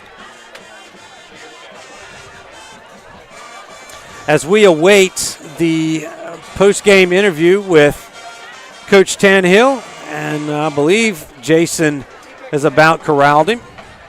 And let's go down to the Marion State Bank post-game report, or sideline report. Coach Jeff Tannehill and Jason Ewing. Coach, 58-14. Pretty thorough whipping there for the Tigers. Look good on offense, look good on defense. A lot of young players got to play. Going into the bye week and then possibly another bye week. What are we going to do to keep the Tigers, hungry and active? Well, we're going to do some things a little different than we did last year. Just mix practices up some. But, we got to stay sharp over these next, I think it's like 19 days before we play a ball game. So, it's going to go back like it was in August and get all the things corrected that we need to get corrected. We spent the last 4 or 5 weeks trying to do the same thing. We're just going to continue getting better each week, and I think our team's really improved a lot since Ruston game. Yeah, no, the team has definitely improved, and it's a lot of young guys showing up. Lemons with 96 yards tonight. Amon 8 for 9 for a little over 100 yards. It's running and throwing. Tigers look sharp. Yeah, well, we're going to have to play 4 quarters here real soon, and I'm just proud of the way our guys handled themselves the last couple of weeks, and got another district championship for the school, and just looking forward to the playoffs. Thank you, Coach. Thanks, Coach Tannehill. Thanks, Jason. All right, it's been a great regular season, Robert, as they cap it off with another district championship and a 58-14 win over the Franklin Parish Patriots. We are in the Martinez Chiropractic post-game report. Will take us through some stats quickly. Yeah, the Tigers 15 first downs, 46 total plays, 414 yards total on the offense, 155 through the air, 259 on the ground. For Franklin Parish, they had 12 first downs. They had 286 total yards, 187 through the air, 100 on the ground. Some key players tonight: Amon Fuller, 8 for 6, 139 yards and a touchdown. Ellis tonight, 18 for 36, 187 yards and a touchdown for Franklin Parish. Leading rusher for the Tigers tonight, Tardashian Lemons, 7 carries, 96 yards, averaged 13.7 yards a carry and 2 touchdowns. But Jayshawn White with 4 carries, 88 yards and 3 touchdowns for the Tigers. So a big win over the Franklin Parish Patriots. Don't forget, you can flip over to Rock 106 after we go off the air, and you'll get the school board show with Big Dave and Puppy, SMG and 318 and the 318. So stay tuned for that. Quickly, Robert, another great season. 8-1 finished the regular season. The Tigers primed for another strong playoff push. Yeah, congratulations to this football team. Another district championship for the Tigers. So great job to the players and the coaches this year. This year's flown by. And a great win tonight. And Coach Tannehill said it. We're going to have to play 4 quarters at some point, and it's coming soon. So they're going to, fortunately, have a bye week next week, get some guys healthy, and then work on the things that we need to work on and get ready to go into the playoffs. Yeah, probably a couple of bye weeks in front of the Tigers. So we will have Tiger Talk, and on Wednesday night, yes, Will. Makes it 55 straight district games 55 straight district games. Going in now into District 2 5A. There you go. All right. Well, thanks to everybody that has worked with us all year long. We're looking forward to a nice playoff run. Justin back in the Sunny 98 studios. We thank you, as well as Dylan, Vaughn, Garrett, Brian. Jesse Beard is up here with us. Will Anders here. Jay Traylor on all the stats. Jason Ewing doing the sideline reports. We hate that Sean Hoster's not with us. He's under the weather, so he didn't make the trip in, but we hope he's feeling better. So for Will Enders and Robert Lane, I'm Stewart Shelby saying good night from Franklin Parish. Tigers win 58-14. We'll be back on the air Wednesday with Tiger Talk.